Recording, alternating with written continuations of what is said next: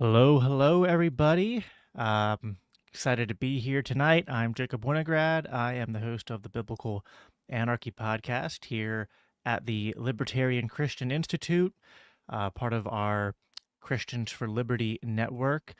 It's going to be an interesting show tonight, I think. I mean, it's kind of a show. I don't know what else to call it. Uh, this was completely impromptu, but my pal buddy, I don't know what to call him, I guess kind of friend, Dave Smith, been on the show a few times now. We've done spaces together in the past as well, and he's doing another space tonight. And the name of that space is Did I Sell Out My Principles by Supporting Trump? And, well, I voted for Trump. I don't know if I would go as far as to say I supported Trump, but I was, essentially like, well, I want to see what happens here. I don't have any compelling reason to vote for Harris. I believe Trump would be uh, no worse than Harris in the worst case scenario. And other than that, the only way to go was up. I had Chase Oliver on my show. Tried to really, as a libertarian, I tried really hard to try and get on board with just, holding my nose and voting for the Libertarian Party candidate, despite him not being someone who really uh, represents the sort of brand of libertarianism that I believe in or identify with, or, he's not going to push within libertarianism and in the Overton window of politics. He's not going to move libertarianism or move the Overton window in directions that I, at the end of the day, cared about. And so, yeah, anyway, that's why I ended up voting for Trump.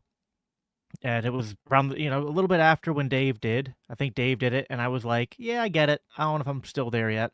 And then it was like the week before when Elon was quote tweeting Ron Paul, and Ron Paul was trending, and the Fed was trending. Having Ron Paul consult the Department of Government Efficiency was trending, and I said, all right, you know what? Like, there's just enough here with the coalition around him, and I had kind of seen a little bit of this when I was at the Rescue the Republic rally back in September. I was like, there's just, I don't like Trump.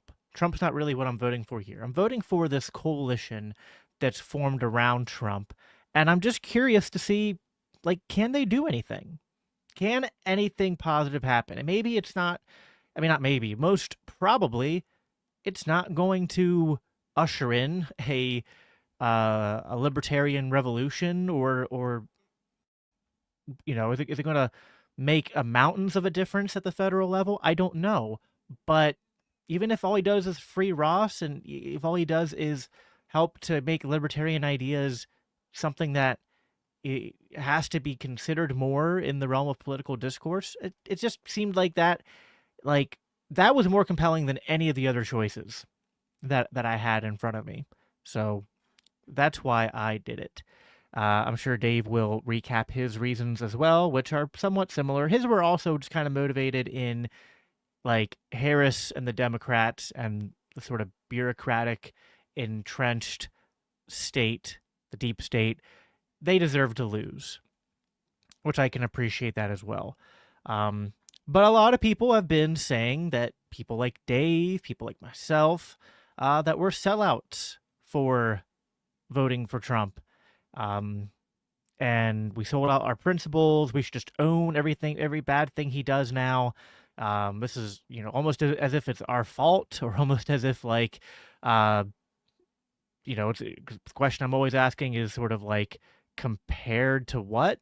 Because it's not like us voting for Trump robbed the victory from an actual libertarian who could have won, right?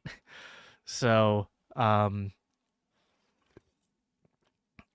yeah, I think that's what it comes down to. We'll probably be starting here soon. I'll be doing screen share with the X Spaces. I'm doing that partly just to, there's people who aren't on Twitter, and so they can then. I don't think Dave's going to repost it. If he does, I might make mine unlisted. But I just figured I'd live stream it. That way, people who aren't on Twitter, they can see what happens still on my channel. Guess I can read some of the comments that I see already. See Kyle in the comments. Yeah, I'll be. I believe the plan is that Dave will make me co-host like he's done in the past, and I'll be kind of in charge of bringing people in and out. And I will definitely keep my eye open for you, Kyle, to get you into the rotation. And I also see Hody there in the comments. Yeah, I could hold the nose for Trump and couldn't do it for Chase. Well, again, it's about trade-offs. It's about like with Chase, it was like, hold my nose and vote, and what am I getting out of it? I just wasn't getting, like, there was just nothing like I kept trying. Like, I had him on my show. I had his yard sign in my yard. Like, I was just I was like, just trying to go through the motions and support the libertarian candidate. But it's just, he gave me nothing compelling to work with, even in just trying to message to people, even, whether it was left or right. And it wasn't like I wasn't leading with Chase's bad stuff. I was leading with the stuff that him and I agree on. But it's just, I didn't, like, I was the one having to make the pitch. I couldn't, like, say, go to his website. It's going to blow your mind. Hey, go watch this interview. It's going to blow your mind. Look at this argument he made here. It's going to blow your, like, it's just none of that. Supporting Chase was basically, I had to do all the heavy lifting and convince people that it was worth voting for someone that didn't compel them, that wasn't going to win, that wasn't even going to, it became pretty obvious he wasn't even going to have a strong showing. So it's just, there was really nothing to there was nothing compelling there. I was getting to the point where I was like, I might just not even vote top of the ticket and just vote all the statewide races. Whereas with Trump, it's like holding my nose, but like, at the time it was like, I don't know, like, at least there's the possibility of something, even if it's just the possibility of Ross being freed, and then comparing it to the alternative, which is like, they both have very similar bottoms. It wasn't like, I mean, Harris isn't even a Democrat by the standards of, like, when I was a Democrat. Like, when I was a Democrat, it was like they pretended to be against war, and they pretended to be against closed borders, and they pretended to be against big corporations and bailout. It's just, it, they pretended to really be for criminal justice reform. They're not for any of those things anymore. Not even with their rhetoric. So again, just nothing. I mean, I keep trying to tuck this cord behind me, and it keeps on coming out. Yeah. Anyway, that was just it was. I would have been more compelled to not vote if Trump just, like, he crossed that. There was like enough. It was sort of like there was a straw that broke the camel's back, which was sort of the Ron Paul stuff, and I was like, it's not by much, but whatever. Like, this is unique. This is not this coalition and these promises. I was like, I've never seen this before. It wasn't like I was like, ooh, this is all definitely going to happen. But I was like, I don't know, even if 1% of it happens, I'd rather roll the dice and see what happens there. That's compelling. I'm intrigued to see what happens. And that includes even if Trump screws up. If Trump screws up and does not follow through with anything, then it's just another in the long list of reasons not to trust Republicans, right? All right, the space is live. I'm going to join it and then start sharing. So give me a second here.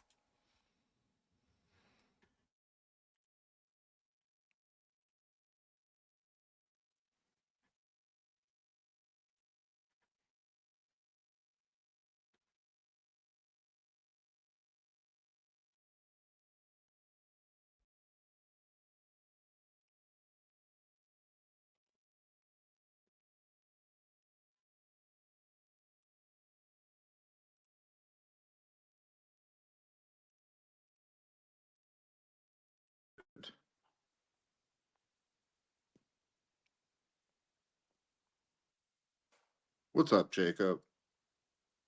Hey, brother, how you doing? Good. How are you, man? All right, hold Oh, on. I'm great. I'm just sending you this co-host invite now. You guys know how I am with these type of things. At least you remembered to click record this time. Oh, I did. Oh, yeah. Oh, okay. Well, thanks everybody for joining us, and thanks to everybody who will listen to this after the fact. I I guess why don't I start with this, and then I see Jacob, if you want to bring let's bring Angela, and I see Chase is here. Bring Chase up, bring Angela up. And then we could start with that.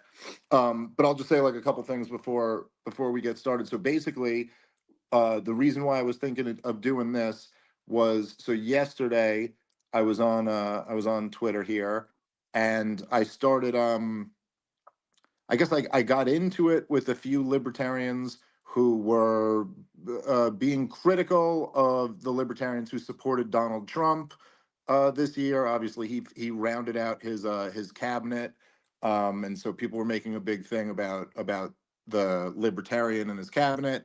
Uh, Talk that he gave when he came to the convention. And so anyway, so I was arguing with a few You different guys can hear people, that, right? On the and YouTube end, just was coming give across me what some I ones in think the were a lot chat of that you can really hear bad everything. arguments. And so I was kind of like, oh well, maybe we should do a thing. Maybe a Twitter Spaces would be a good format where we could all kind of like, people can give their thoughts and we can hash it out a little bit. So I thought maybe that would be worthwhile. I will say All this, right, I'll thanks, try to be guys. brief, and then Also, we make can sure we you can start up. thumbs up this I stream. will That way just more say people can that find it. I do understand where the strategy that Angela kind of embarked on here in the Libertarian Party, and a lot of us libertarians, I know for myself, and probably for a lot of other people who were supporting Donald Trump, was very much a different strategy for all of us. Most of us have not voted for major party candidates recently, and and obviously the strategy with the LP is something different than it's ever done before. I would just kind of implore a lot of libertarians to think about the fact that the world has changed. Truly drastically, the world has changed over the last few years. There's a lot of things you could point to of what really changed the world. I particularly think COVID. That's the thing I would really point to, but we could debate that. But the world has changed, and in a situation like that, I think you should at least be open to new strategies rather than kind of having this what seems to me is almost a quasi religious allergy to even suggesting that maybe just sitting in our corner and preaching our message is not the best use of this party, especially if we're doing that in a way that isn't really moving the needle. And we have other options in front of us that potentially could really move the needle. So I'll leave it at that. And then if you want to say anything, Jacob, and then we can go to Angela and Chase. Yeah, I won't tie up too much time. I think this was a good idea.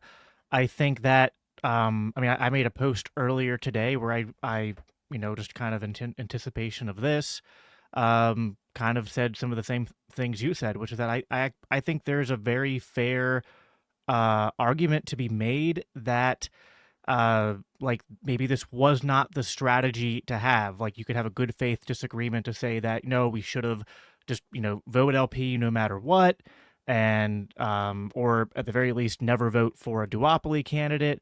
But I think that's one sort of disagreement. I think it's another to say that because people like you and me, Tom Woods and others decided to vote in the vote for Donald Trump, sort of, for our various reasons, that this means that we have, at least in this moment, abandoned or compromised on our libertarian principles, as if, or as if like we did so naively without sort of understanding that a lot of the things he was promising and a lot of the potential goods that could have happened, it wasn't like we cast that vote with some sort of blind faith.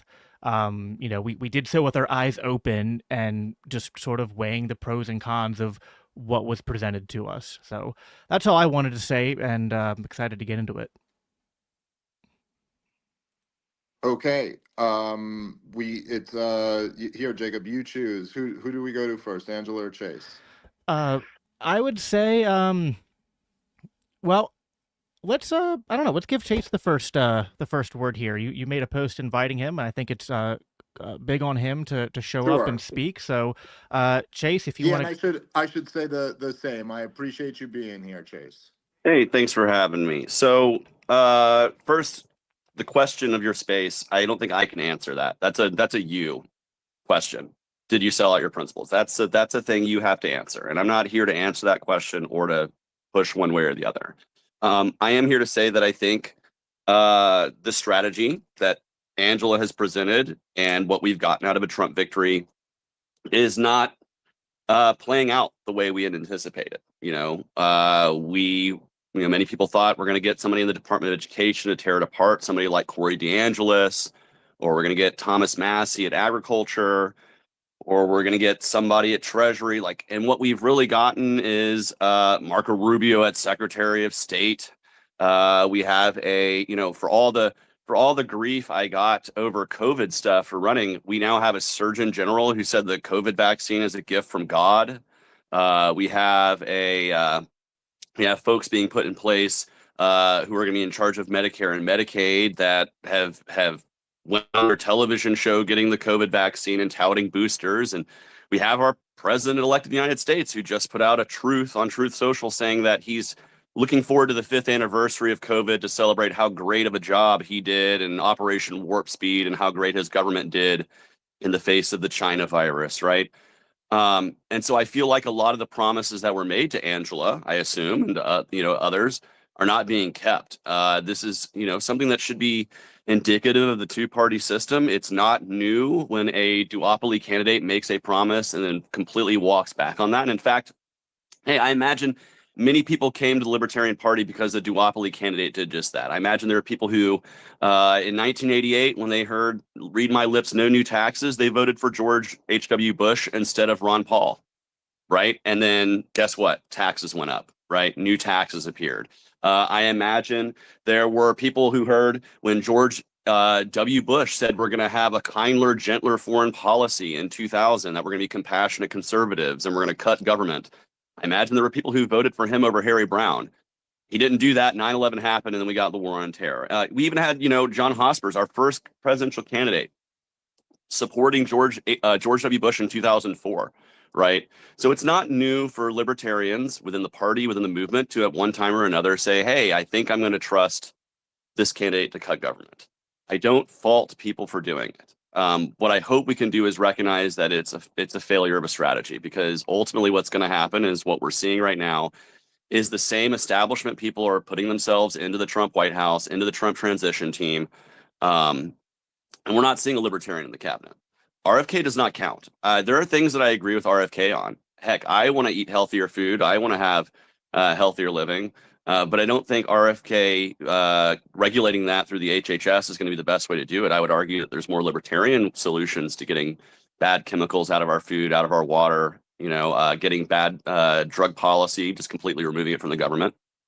But what we're seeing now is, unfortunately, and I want to say this, I pray to God that he frees Ross. I feel very disappointed that we don't have a libertarian in the cabinet. I hope that January 20th, Ross is free. It does not require much action. You only have to say you're pardoning him, and then you are pardoned. Like that, literally, the federal government has to act on your behalf. You can sign it the day of January 20th, and he needs to be held to account if Trump does not sign that. And I hope everyone in this space will be holding Donald Trump to account to free Ross Ulbricht. No matter what side of the spectrum you came on, no matter whether you thought this was a good strategy or whether you voted libertarian this time, whether you sat out the election, whatever. But what I'm seeing right now is a failure of Trump to meet his end of the bargain, which is something he's done in business. It's something he did in his first term. He said he was going to cut the deficit, the debt in half in 8 years. He blew up the deficit and debt. He has said a lot of things. But I don't fault people for wanting to take a chance on things. I just hope we recognize now, and especially over the next 4 years, is there's going to be a lot. I imagine there might be some good things happening. Occasionally, good things do happen. But on the whole, I think this is going to be a continuation of more of the same stuff that Trump gave us in the first term, and more of that same kind of style of governance. And while we might have some good victories, I think we as libertarians need to recognize that No, the party will not, the Republican Party will not get more libertarian. When libertarians go into the Republican Party, they ultimately have to compromise and they become more Republican. The same as if a Green Party candidate, a Green Party person tried to go in the Democratic Party. They don't make the party more green, they become more of a Democrat. It's Oh, unfortunate. I mean, oh, look at just Thomas Massey, the Jones Act. I mean, right? Chase, if you don't mind, let me just, and I'll give you a chance to respond to me, but I just want to respond to some of the things you say there. And again, I just want to say I really appreciate you coming on. I certainly agree with some of the things that you said, and I certainly agree that we should keep pressuring Donald Trump to free Ross Ulbricht, and hopefully that happens. Okay, I think you framed this a little bit inaccurately, as if the calculation that a lot of libertarians, by supporting Donald Trump, were making was that we were blindly believing his promises, akin to believing that George H.W. Bush was going to stand by his pledge of no new taxes. That is certainly not what I've ever said, and that's really not what any libertarian I've heard has really been saying. Like, Donald Trump made these promises to us, and he is going to keep these promises. That's not exactly it. But if you're making the argument, as you just did, that, well, look at the results of this. He said this, and we haven't gotten a libertarian candidate in there. Therefore, this strategy was a failure. The issue with that is that you're saying it's a failure because you don't have the tangible result of a libertarian in the cabinet. But the problem with that argument is that we don't have limitless options here. The libertarians essentially had the option to vote for Kamala Harris, vote for Trump, vote for you, vote for a Green Party candidate, write in somebody, or stay home. Those are essentially the options. And even you yourself just conceded maybe we get Ross free from this. So if that's the case, then in terms of the consequentialist strategy argument, voting for Trump already wins. It already wins because we got something. We get nothing out of voting for you. We get nothing out of voting third party. On top of that, assuming we get nothing else, the argument most of us were making was we got Kamala Harris stopped. That was number one, the biggest threat that needed to be taken care of. And then number two, you could say the Republican Party is not going to get any more libertarian. I completely agree with you on that. I don't think the establishment of the Republican Party is going to get less hawkish or more libertarian or anything like that.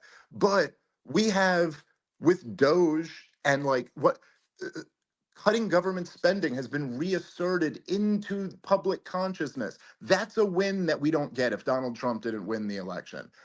There's and obviously Bobby Kennedy at Health, Tulsi Gabbard at DNI. There were just no possibilities like this with any other strategy except for Trump winning. So I think the consequentialist argument falls a bit short. And then the other thing I'll say is that, Chase, look, man, you bring up that these guys were celebrating COVID and all of the crazy tyrannical measures as like a reason why they shouldn't be in government. But at the same time, man, such a huge part of the reason why you couldn't pull libertarian support was because you were right there with them.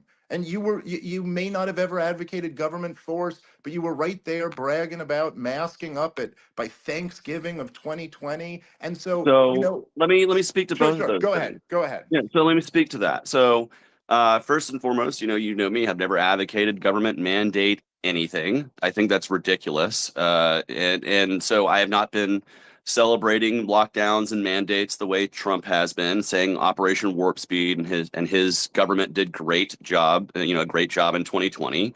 I was very much opposed to that. Now, as for the wearing a mask in Thanksgiving, I was responding to a tweet of somebody who said literally, small gatherings at holidays are going to kill all of us. It's the worst thing that anybody could ever do. And I was saying, listen, I'm gonna meet with my family on Thanksgiving. I'm not canceling the holidays to see my people. Now, uh, you know, one way or the other, like this has been taken wildly out of context, considering many of the people that Trump himself and the people he had in government and the people he was backing were far more supportive of Operation Warp Speed, of the vaccine, of the mandates, of the lockdowns than I ever was. I traveled across the country to speak to people. I spoke to business people who lost their businesses to COVID, for Christ's sake. Like I spoke to people who had to say goodbye to their family members through plate glass or through plastic in nursing homes because of this. Like I am keenly aware of exactly how fucked up the government was during the COVID era. And that's one of the things that's really, upset me about this whole race is that for an entire segment of the party, they got this false impression. And really, I felt like nothing I could have said Nothing I could have done during the campaign would have changed those minds, and all it would have done is taken time away from me to speak libertarian messaging outward to people who hadn't heard the libertarian message yet. And that is really why I didn't want to have those fights. And I'm not going to have those fights because I've never supported mandates or lockdowns. Now, you can point to a tweet or two, and I can, I have done this with several state executive committees and others, had to go tweet by tweet through a lot of things. But what I think is ultimately the idea here is we're going to have to see exactly what Trump does over the next 4 years. If we look to his record, I don't think a lot of libertarian things happen. The COVID state started under him. We expanded drone bombing under him. We didn't end any wars. I know we didn't start any new land wars, but we didn't end any either. And now we have a guy who really, really, really wants to go to war with China and Marco Rubio. And like, I'm worried about this kind of stuff. And I'm an optimist. I think that ultimately the world will end up better than it is today. And that has nothing to do with government. But besides that point, yeah, I can point to the fact that it's a little hypocritical that so many people who cheerleaded voting for Donald Trump, knowing that he is the guy who instituted Operation Warp Speed, he's the guy who took away vaccine liability from people under his government. He's the person who, was okay with locking down states across the country. And for me to just say I wore a mask at Thanksgiving to be in any way equitable to those kinds of crimes that Donald Trump perpetrated against the nation. Chase, but this is the thing, man. And I'm sorry, I'm going to bring Angela in here in a second because I know you've been waiting. But like the thing is that this is just a straw man. Nobody's making the calculation of was Donald Trump as president of the United States a failure on COVID versus your position on COVID. The point is that there's a completely different standard and a different bar for somebody to be the Libertarian Party presidential candidate and unite libertarians behind their message. When you have no conceivable chance of actually winning, there's just a different standard for why you run a third party race. And so the question isn't listen, the thing is like this, okay? This is almost how I'll say it. It's like you're not the stuff that you were posting, which I understand you kind of don't want to like focus on, but it's not that, it's just that it seems that when it really matters, you kind of fell for the propaganda. And part of falling for the propaganda is also just kind of, I don't know, I feel like it's being a little bit worried that you're going to get like a lot of people in your social circles angry at you if you were to stand up to that. There's a lot of things when you just kind of, I mean, listen, in the year of like sweeping totalitarianism based on pure pseudoscience, where every good libertarian that I know saw through it like so quickly and was just railing against the whole thing.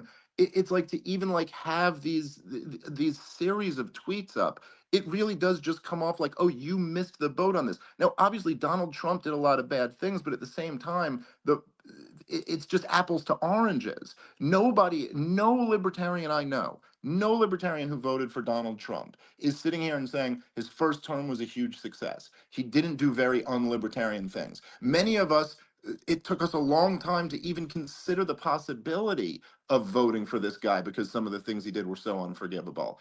But it was just hard to deny that in this moment, in terms of a political strategy, this seemed like the one that made sense.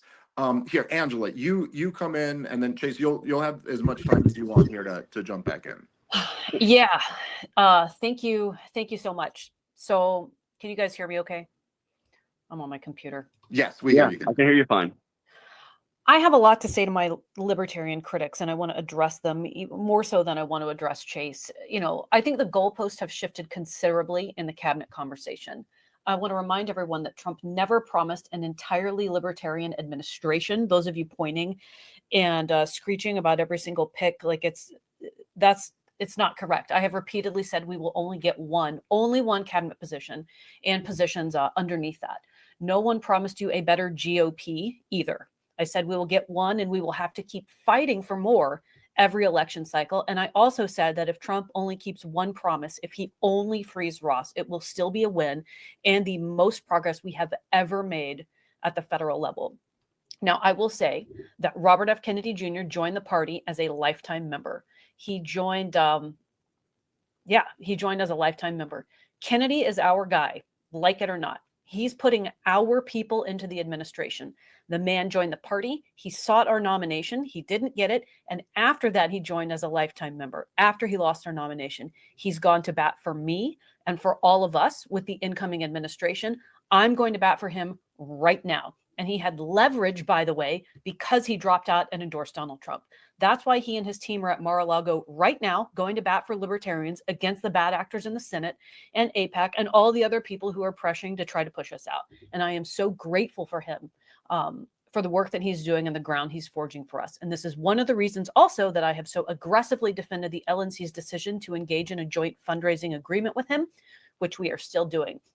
I have, by the way, already done reference calls for some of the libertarians who have applied to be in the administration and filled out many applications and referrals myself.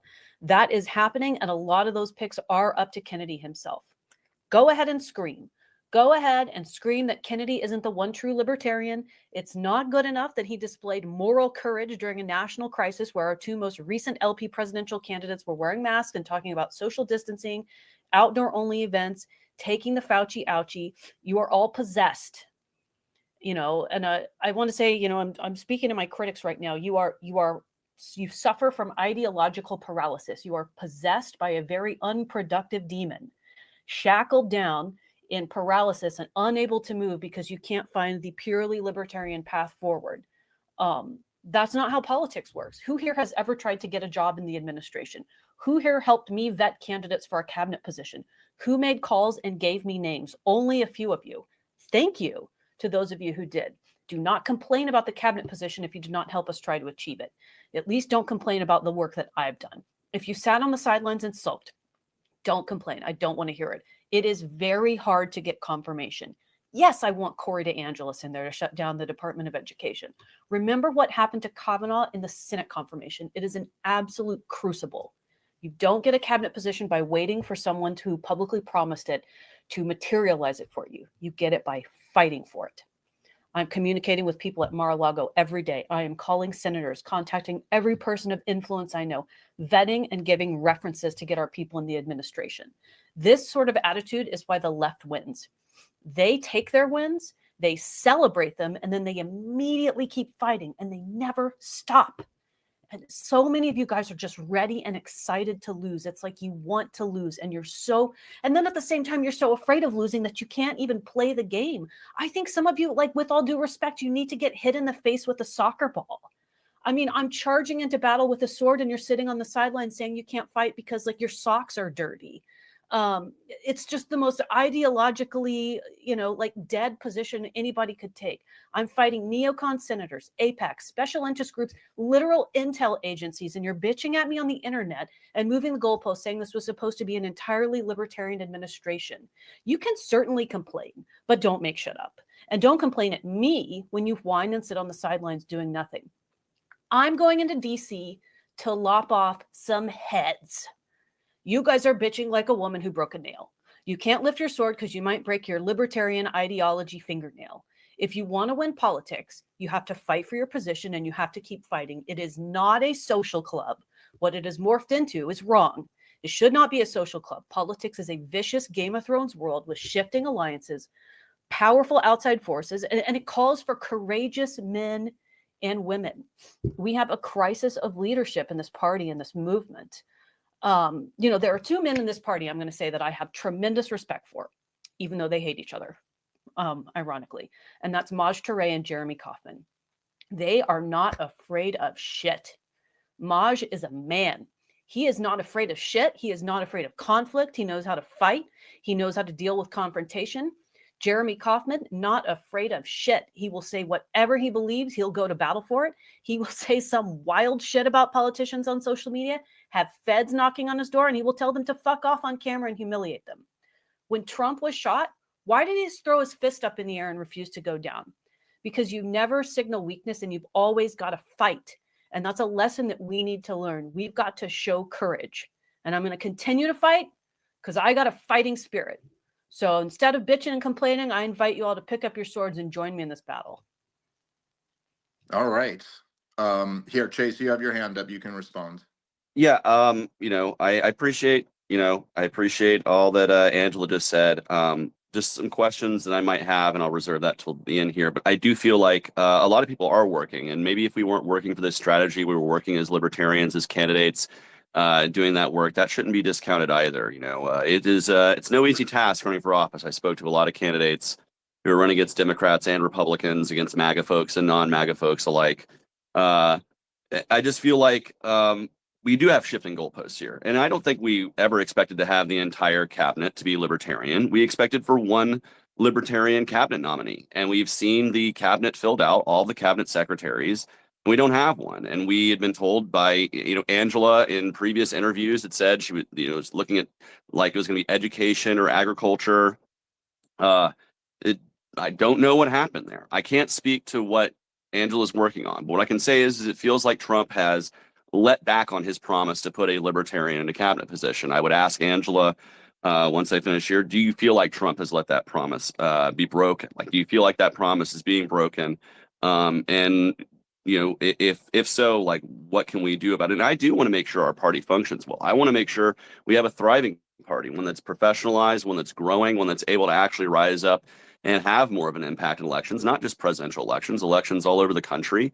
I saw some great candidates doing that work, and we need to have a party nationally, state affiliates across the country that can support those candidates to put the ideas out there to shift the Overton window. My question, for Dave, and you can answer the question too if you feel like Trump has maybe broken that promise. But my question is do you feel like and I do want Angela's comment on this. I've seen now people are saying online that the reason why Trump hasn't put a nominee in is because, well, we had a libertarian candidate for president. The fact that I ran for president is the reason why we don't. But remarks that you have made on election day and post-election day saying that we're working on it, we're getting it, we're in contact with the team. I just find that those two narratives to not be like parallel to one another. And so my question to each of you is, like, do you feel that Trump has broken the promise here? I feel like he has. Like, I would have loved to have seen a Thomas Massey at agriculture, or to see a Corey DeAngelis, or to see a libertarian somewhere. Like, I don't even please know. God, Secretary of State would have been awesome. Honestly, Chase, man, like, and I don't even mean this like in an insulting way, man, but even the question of like, do I feel like he's broken a promise is like the most fucking blue-pilled question I've ever heard in my life. Like, I don't know. Yeah, maybe, kind Yeah, of. he made Did made a commitment, Did and he he hasn't. really? Shouldn't you be pissed? Shouldn't you be pissed Well, about that? I mean, Chase, no. hold on. Let me just say this. Listen, man, it's like, first of all, in a very Trumpian, very politician-y way, I'm not even exactly sure what he promised. Like, he said, if you guys support me, then I'll do this. And kind of, did we really support him, or did he really do this? None of this is really the point. Like, it all kind of like, the fact is that there are some positives that come out of Donald Trump being in there. We have some positives. We have some libertarian or close to libertarian, or at least outside of the corrupt.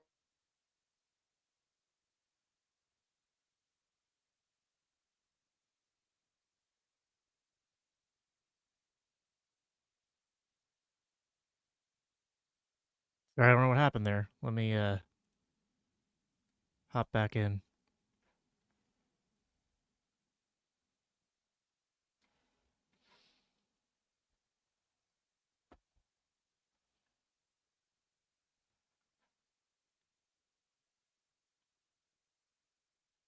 Shattered, and everybody admits that the alternative internet show is now really the mainstream, and now we've cracked the state's like propaganda apparatus, and libertarians have a real seat at the table in this new media landscape, much more than we ever did in the old CIA controlled landscape. And so, hey, that's kind of a win. Maybe he comes through on none of this. Already, he's at least appointed Tulsi to DNI and Bobby at the health department. It's like, wow. And he's got Vivek Ramaswamy and Elon Musk, who's tweeting Milton Friedman in his ear. Ron Paul's advising the board. There is just no argument that we at least got something. And maybe Lynn Olbrook's nightmare comes to an end. That's something. That's the point to this. It's not, did he keep every, no, I don't know anybody.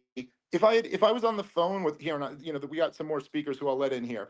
But if I was on the phone with Clint or Scott or any of these guys, it's not like I would ever been like, I guarantee you he's going to keep his promises, because he made promises. He's a politician. He's Donald Trump. He's of course he'll say anything, but at least and by the way, look, we may have lost this thing. I shouldn't even say that. we did in many profound ways lose this thing.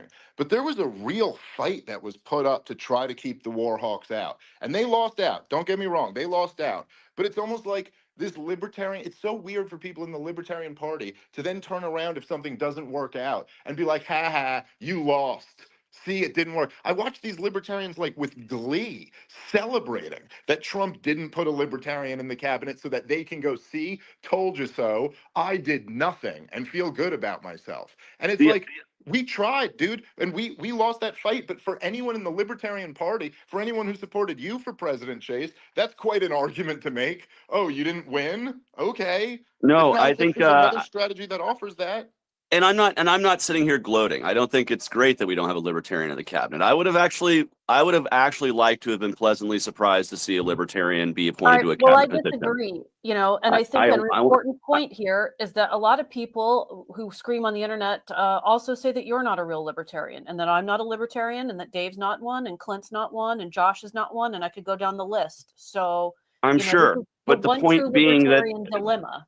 yeah, but the point being is that he did promise to put a libertarian in the cabinet. I don't really see one. RFK, we can argue, and you know what? Maybe we'll have a one-on-one debate one day, Angela, over whether how libertarian is RFK based on his past record, his environmentalism, his state intervention, and his advocacy for all kinds of shit over the years. But we can have that another day. I'm going to allow other people to speak. I'm going to let other people continue to have this conversation here. All right, fair enough. Well, I do very I, much appreciate you joining us, Chase. yeah, I do. And I want to say thank you for having me on for a moment, and we'll continue to have this conversation. I desperately want to see government reduced over the next 4 years. I'm not going to bet on it because I've seen the history of the way this goes. And I hope people who feel disappointed over the next 4 years can recognize that the better path is to organize an alternative and to build something up that can challenge both the Republicans and the Democrats, because they're both full of shit. And there always will be. And so, with that being said, I hope everybody has a great night. I appreciate you giving me the chance to speak to some folks. I hope the rest of you guys have a great conversation. And we'll talk in the future, Dave. I'm sure we will be traveling in libertarian circles in the future, and we'll have a chance to see each other face to face again. So, have a good night. I'm sure you're right. All right, thanks again, Chase. Okay, I do want to I want to let Michael Tracy go because he's been waiting for a bit, and I really appreciate that he stopped into this. Michael, me and you have had a few back and forths on Twitter, but I will say you are someone who I very much respect and enjoy your work. So thanks for joining.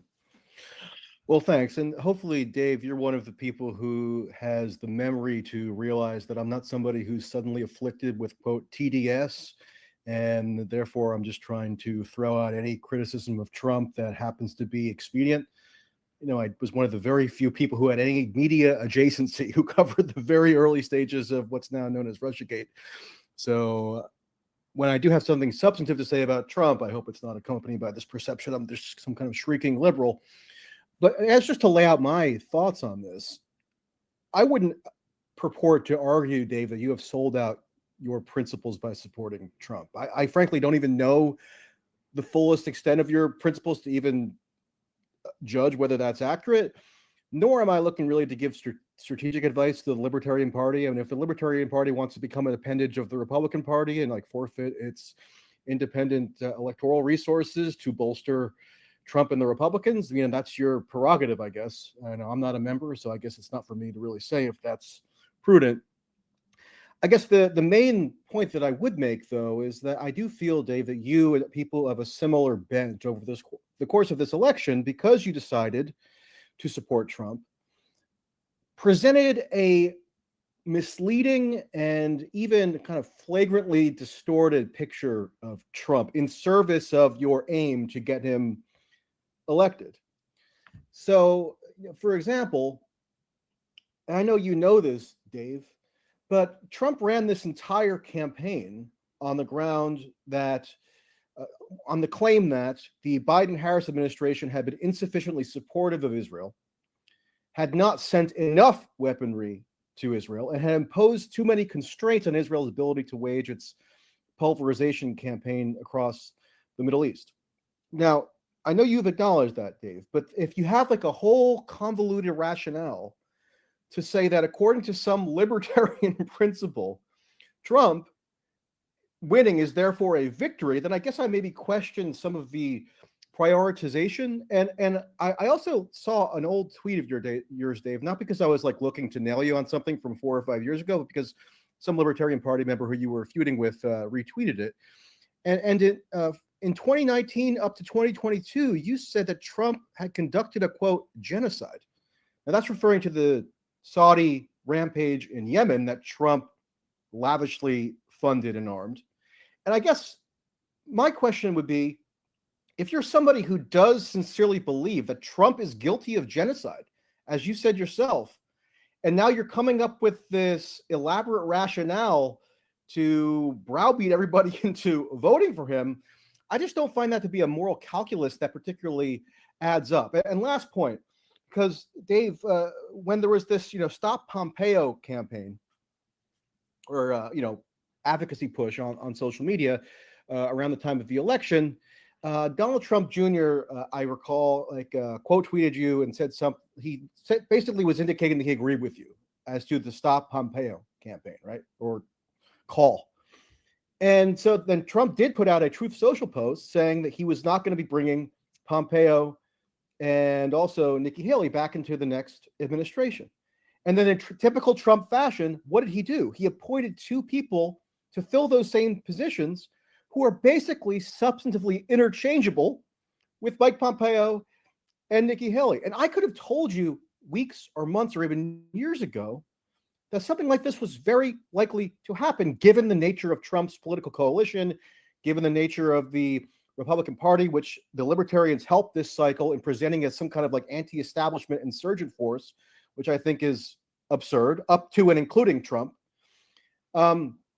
And so within days of the election, there was this pump fake where everybody was claiming, oh, gee, Mike Pompeo's out. That must mean the so-called neocons have finally been expelled from the Republican Party or the administration.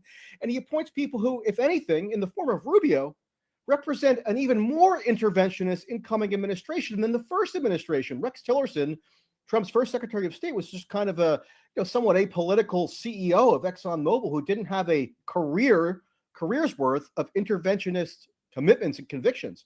Marco Rubio does.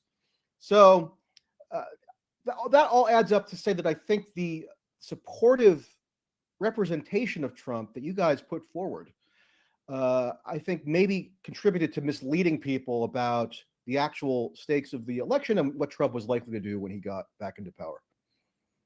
Okay, so let me respond as much as I can. Okay, so mischaracterizations aside, I just don't think it's at all accurate to say that I was browbeating people into voting for Donald Trump. Okay, encouraging. Okay, well, I don't really think I'm coming up with an elaborate justification for it. I think it's fairly straightforward and pretty rational. Look, we're libertarians here. Our view is essentially that we're under duress by the state as is, and voting is a strategic maneuver. It's not.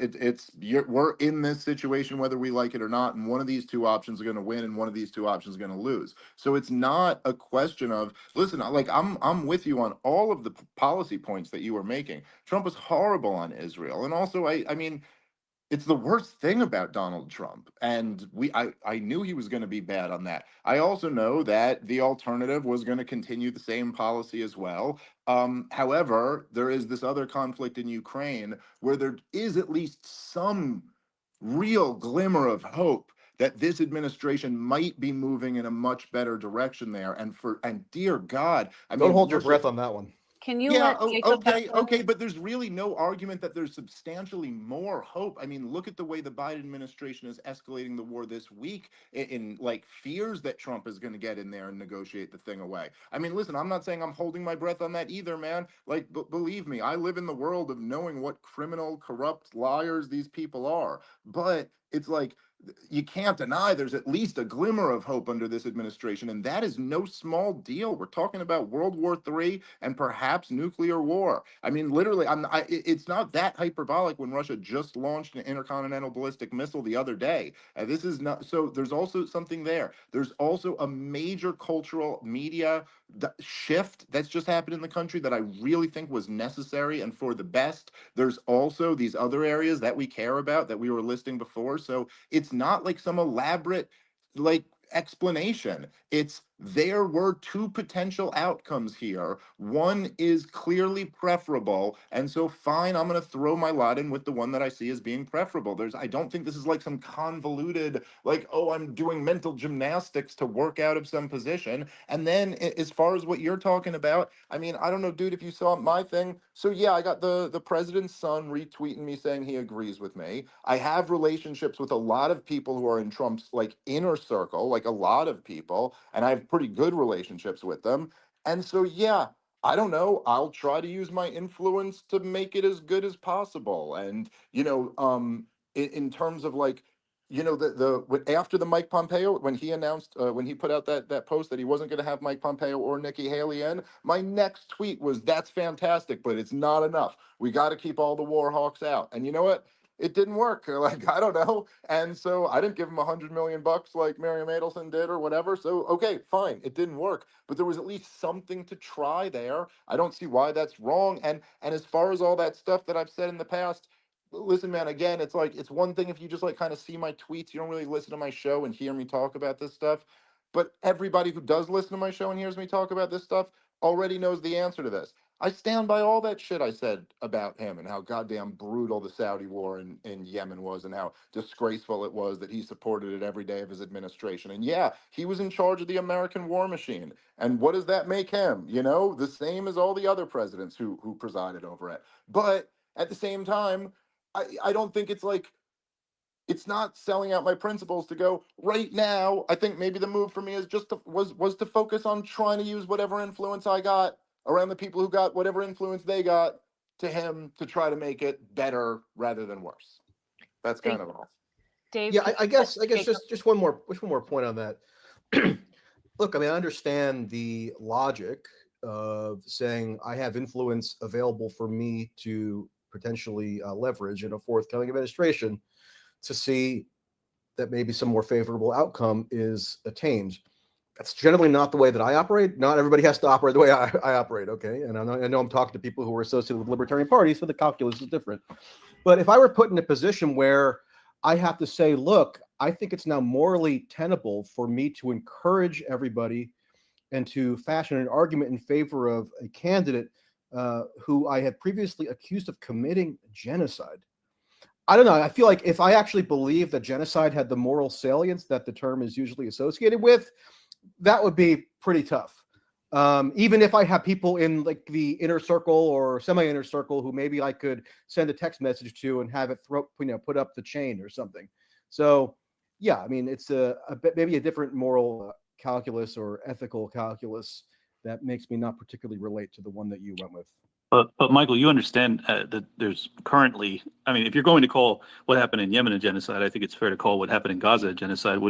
So when you're choosing between these two evils, can you understand the rationale, particularly when the Ukraine war, which I guess you could argue is a genocide too, given the casualty figures on both sides, but particularly the Ukrainian side, and the fact that there's 6,000 nuclear weapons, that perhaps prioritizing de-escalating that would be rational.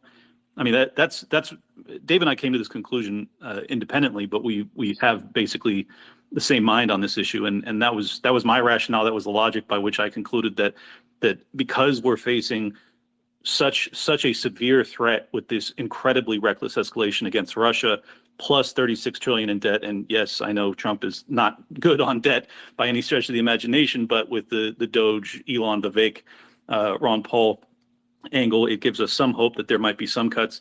I mean, that's really the rationale. It's not, and also just for the record, I know Dave has already expressed this, but neither of us encouraged our audiences to vote for Trump. We explained what we were going to do and the logic behind it, the rationale. If they chose to do so, so be it. But that's really the conclusion that I came to. So I'm just curious what your thoughts are, given that what's happening in Gaza under the current regime, which Kamala Harris would almost certainly perpetuate, is that not the same argument against her that you're making against Trump?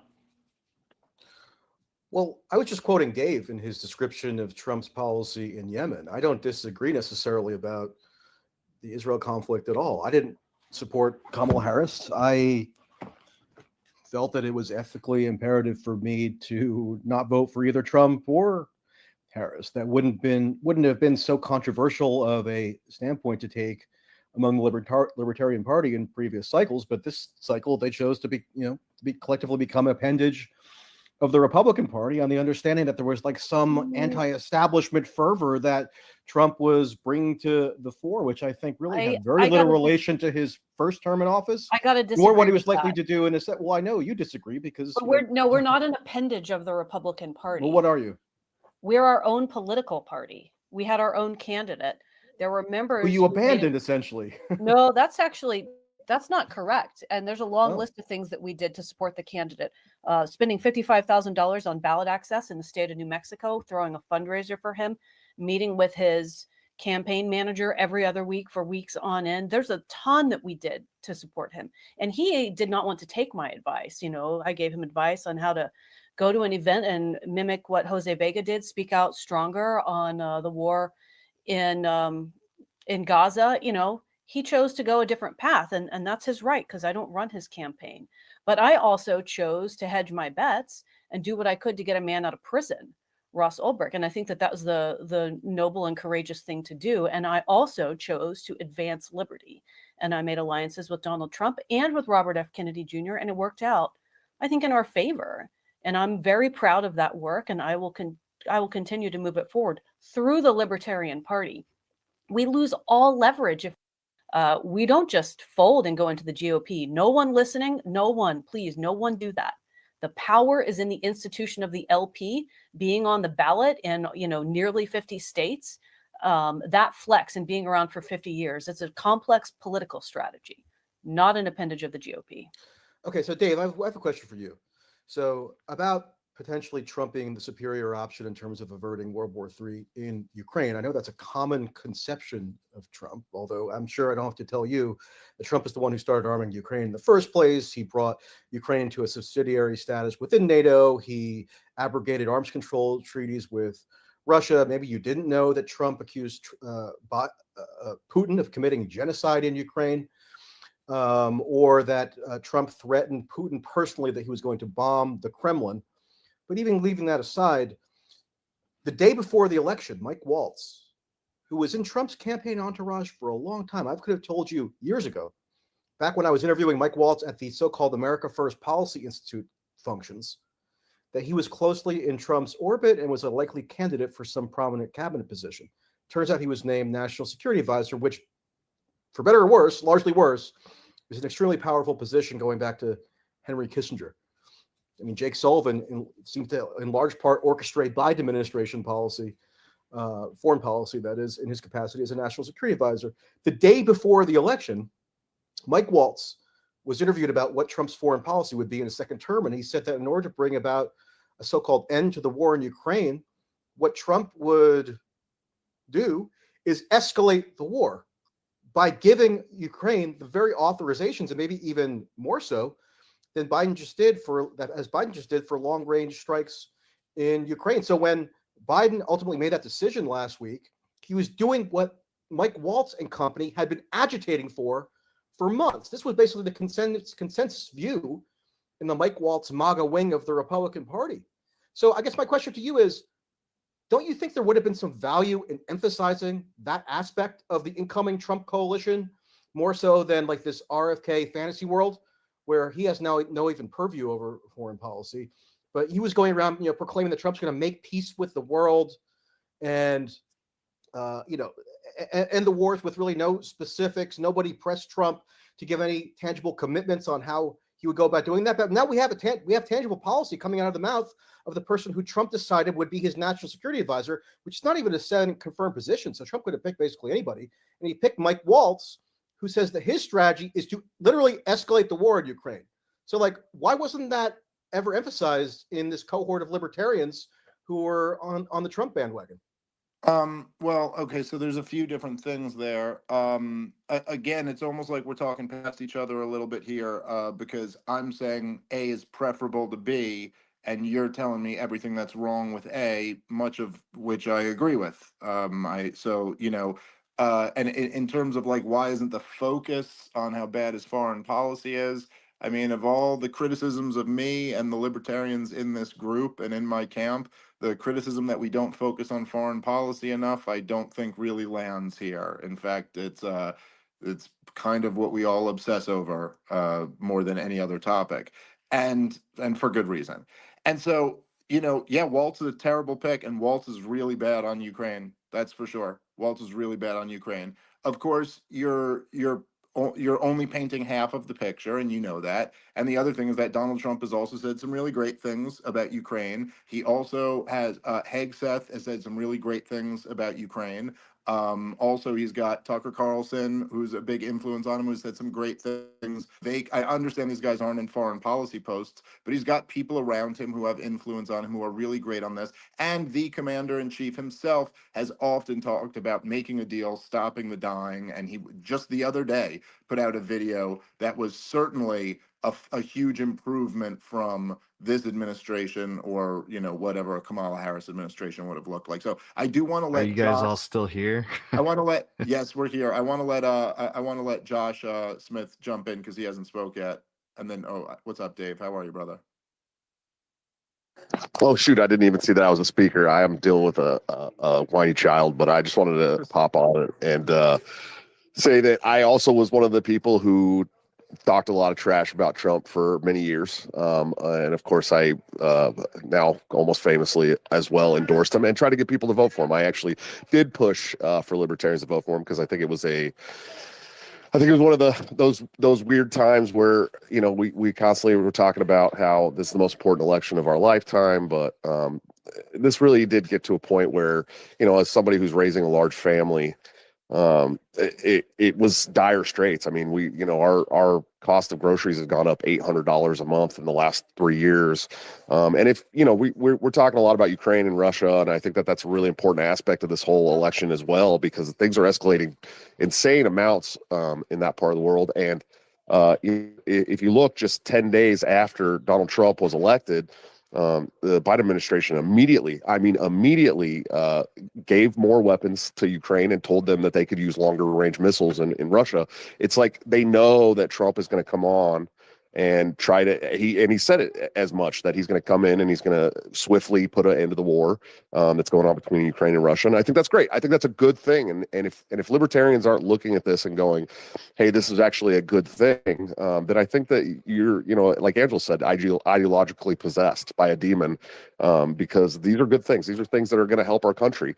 And, as libertarians, we need to take the wins where we can get them. And I saw it as a self-defense vote.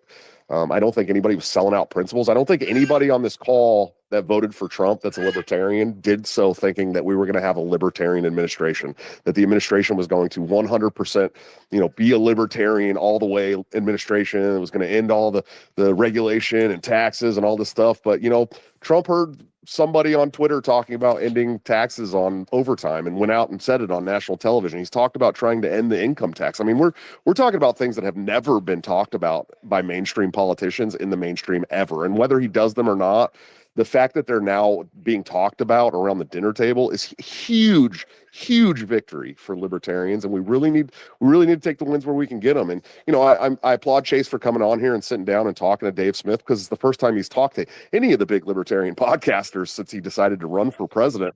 So for me, it was like, okay, we have this candidate who's pretty libertarian on a lot of things. He's running as a libertarian. He's supported a bunch of things that I can't get behind, like, being okay with transing the children. And obviously he was a big supporter of the COVID regime. He's trying to say he's not, but he went through and deleted all those tweets because he knows that he was pushing this propaganda machine that we all fought against for 4 years. Me personally, I told my job specifically that I would walk out if they were going to do a vaccine mandate, put my whole family in jeopardy. And I'm not going to support somebody that went on Twitter and said, hey, mask up, get your vaccine so you can go to family gatherings. You know what I mean? That's just not okay out of the Libertarian Party. And so, I think we need to take the wins where we can get them. I don't think anybody's selling out principle here. And I don't think specifically Dave, absolutely, it's insanity if you think he's selling out principle by voting for a guy in a strategic, self-defense move. But I'd be really interested to hear, like, if people that are mad at this are what, like, specifically, are they mad that the war in Ukraine and Russia might stop? Are they mad that we're now talking about ending the income tax, that we're talking about freeing Ross Ulbricht? I mean, these are really substantial wins for libertarians, and I think it needs to be celebrated. But anyways, I'm dealing with a kid who's a little upset right now. I appreciate you guys. Thank you so much for having me on, Dave. I appreciate you. Sure thing, Josh. Take care of those kiddos. And I will say Yo, this because Jacob, can I say something? just one second, real quick, and then I'll come to you. So I just gonna say that, you know, it is interesting for me to see, like, also just a thing I noticed on Twitter a lot the Is other day. Jacob or Dave here still? Yeah, can you not hear me, Dave? Dave, Yeah, Dave, Dave, your Dave, audio you might. can't hear us. You need to drop down and come back, man. Oh, okay, 1 second. No, not you, Dave. No, not you, Dave. Dave Benner. No, Yeah, Bennett, we Bennett. can hear you, Dave. Oh, this is Oh, confusing. okay. Okay, yes. All right. So Yeah, no, Benner, I was gonna- just hop out and then I'll let you back in, okay? So I've seen like a bunch of libertarians who were like, you know, I guess advocating that we should have supported Chase instead of Trump, and they were saying like about Doge, and they were like, yeah, Doge isn't even a real department. It doesn't have any teeth to it. It can't. And you're like, as opposed to what? I mean, like, what are we doing when we run a candidate for president on the Libertarian Party? I mean, it's not like Chase didn't get us ballot access or get it. Yeah, you're trying to get the word out. You're trying, like, it's just like, yeah, this is being done on a much, much larger level than any of us would have been capable of launching this message to. I just never, you know, I remember even when I was really planning on running, and Michael Heiss, who I'll throw to you next because you just got here. Sorry, buddy, I didn't see it in the request line. But you know, I remember, and you could back me up on this, but we used to talk about this when I was really planning on running, and we'd be talking on the phone, and I would always say to you, I'd always be like, listen, dude, if we start doing this and we get into it, and then like Thomas Massey runs or Rand Paul runs, and they're like really putting it together, and it's just doing something bigger than we could do, then as embarrassing as it is, we're gonna all have to like leave the Libertarian Party and go support this guy. And you know, like, and I thought the odds of that happening weren't very high. But it's always just been like, to me, obvious that like, oh, if someone who can amplify this message larger than me is spreading it, then great. Then that's the whole point. You want to get this out there. And so it's just very bizarre to me to have third party libertarian members saying, oh, this Doge thing doesn't have real teeth to it, as if the Libertarian Party does or the Chase campaign does. We're Anyway, all Michael walking Heiss, around go ahead. toothless, for Yeah, God's sake. yeah. Michael Heiss, what's up, brother? Hey man, thanks for having me. Well, I mean, on the Doge front, I will say that Vivek has repeatedly said that there's a lot that we're going to be able to get done with executive powers and you know the Supreme Court the way it is. So I still have hope that that's going to happen. I still have hope that the Ross thing is going to happen.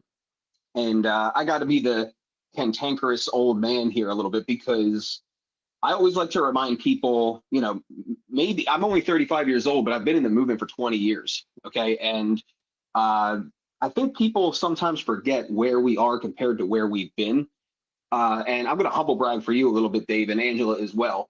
You know, when Dave says, oh, I'm friends with people in Trump's inner circle, or when Angela says, I am fighting to support Robert Kennedy because Kennedy is supporting our people there, what they're talking about is like Tucker Carlson is very influential on Trump. Dave is friends with and has the trust of Tucker Carlson. You know what I mean? So like we have that ability, that osmosis to reach the halls of power.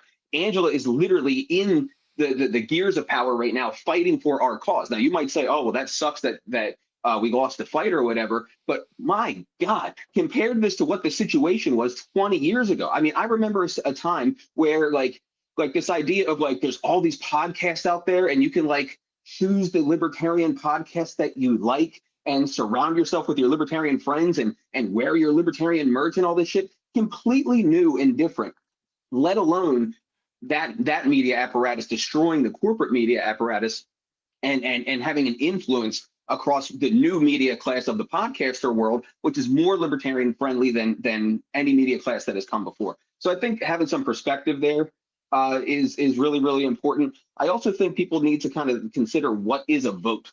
You know, I agree with you, Dave, that a vote is a tactical consideration. You know, if you want to get into the libertarian nerd weeds here, you know, I subscribe to the Spooner argument that we're in self-defense, and if government that we're voting in self-defense, and if government is forced, that means society is under duress, and under duress, you have to make choices based on what's best for you given that duress, and that's essentially what a vote is from my perspective.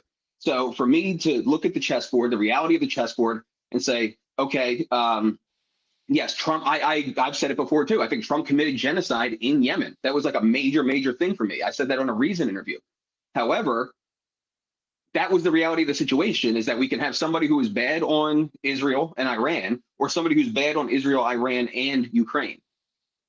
And that would not come with the opportunities for Doge. It would not come for the opportunities for freeing Ross, or any of these other things that he has promised. He supported the marijuana decriminalization effort in Florida. He's talking about no tax on tips, no tax on Social Security, all of this kind of stuff. And like bringing into the lexicon, ending the income tax from the incoming president, it's just crazy. So I think, like others have said, we have to count our blessings here, and basically acquiesce to this new reality where we do actually have skin in the game.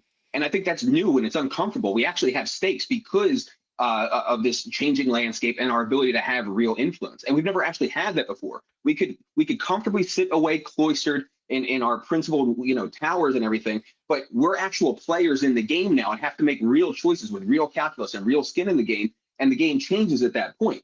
So I think the role of the party moving forward is to, in some ways be what it's always been. The messaging should be about principle. It should be about spreading the message, getting people to buy into that message, changing culture through that message.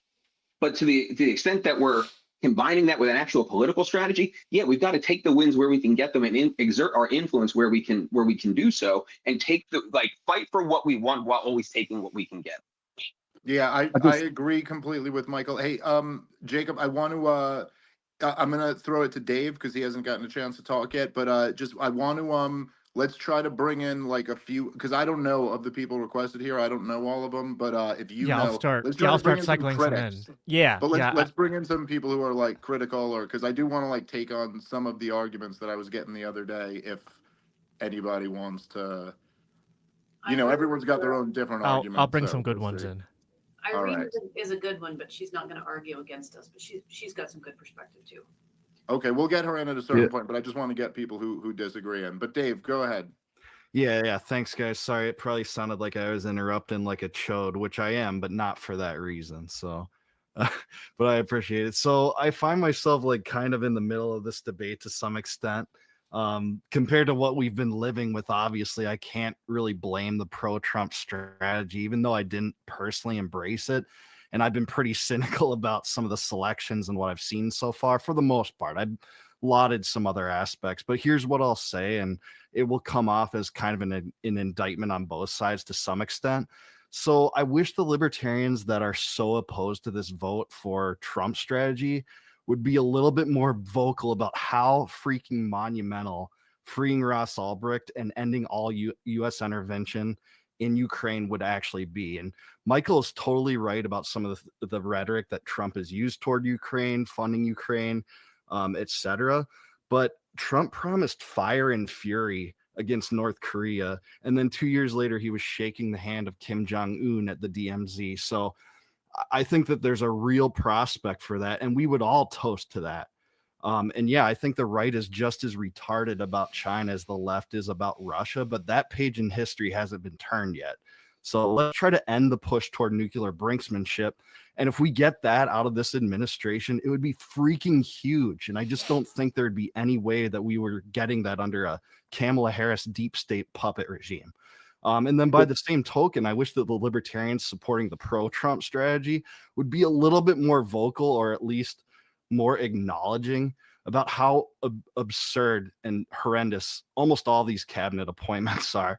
So none of the sane ones among us thought that there'd be, this cabinet full of anti-Zionists or Ron Paul non-interventionists, but we've been given a barrage of neocons like Rubio, Waltz, Ratcliffe, Gorka, Stefanik, Huckabee.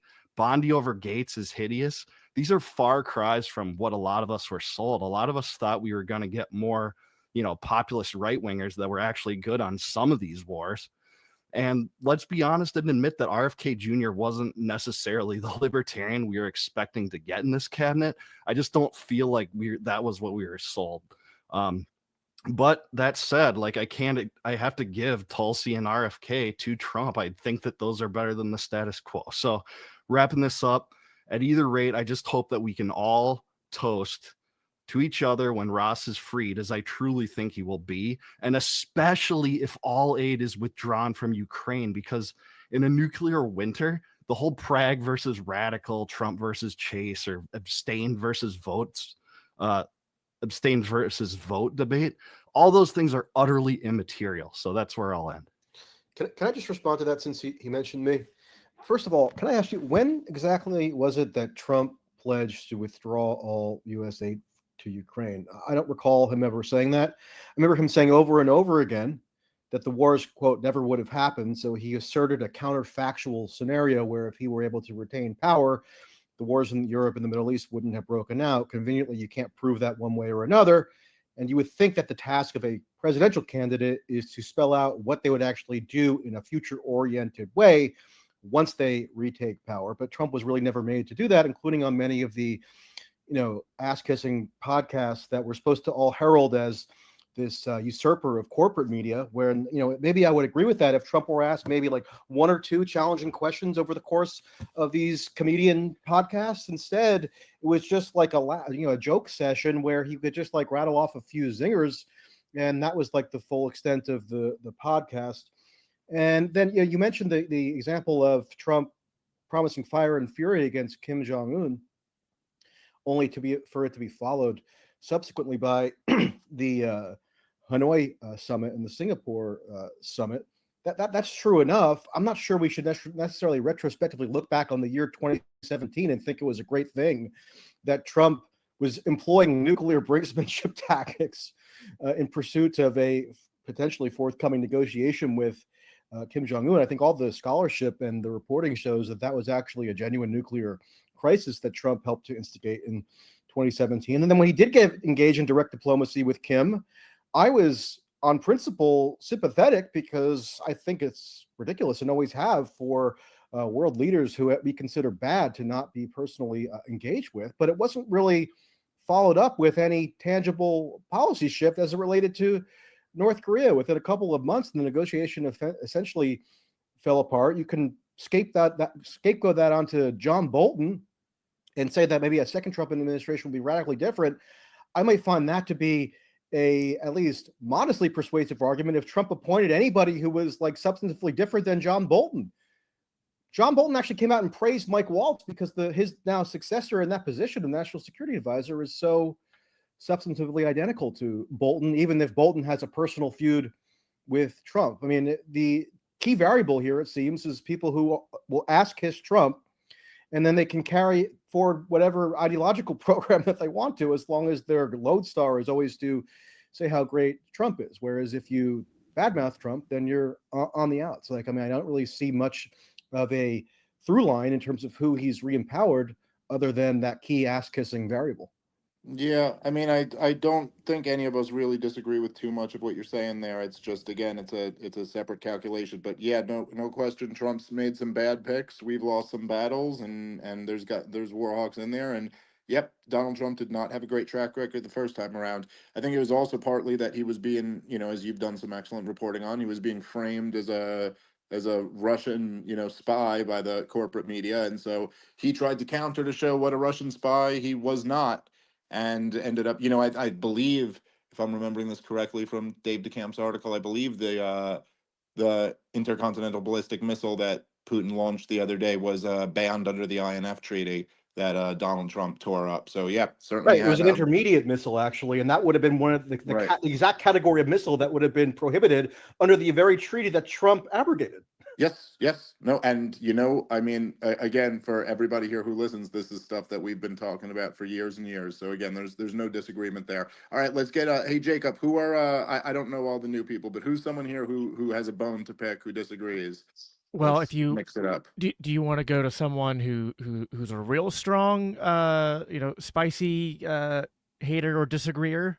Sure. All right. I would say let's start with Jeremiah, because he's definitely I would ask that Jeremiah be respectful, but I know he's not going to pull any punches in terms of his actual arguments. So, Jeremiah, you want to go ahead?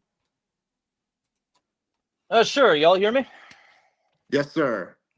So, pleasure talking with you. You've had some base takes on Trump in the past, and so this should be maybe a productive exchange. I've got 8 points, so I hope I can get through all of these with limited crosstalk from others. But basically, I'll start by saying, asking a question, because I've been listening to the whole conversation and I've been taking some notes.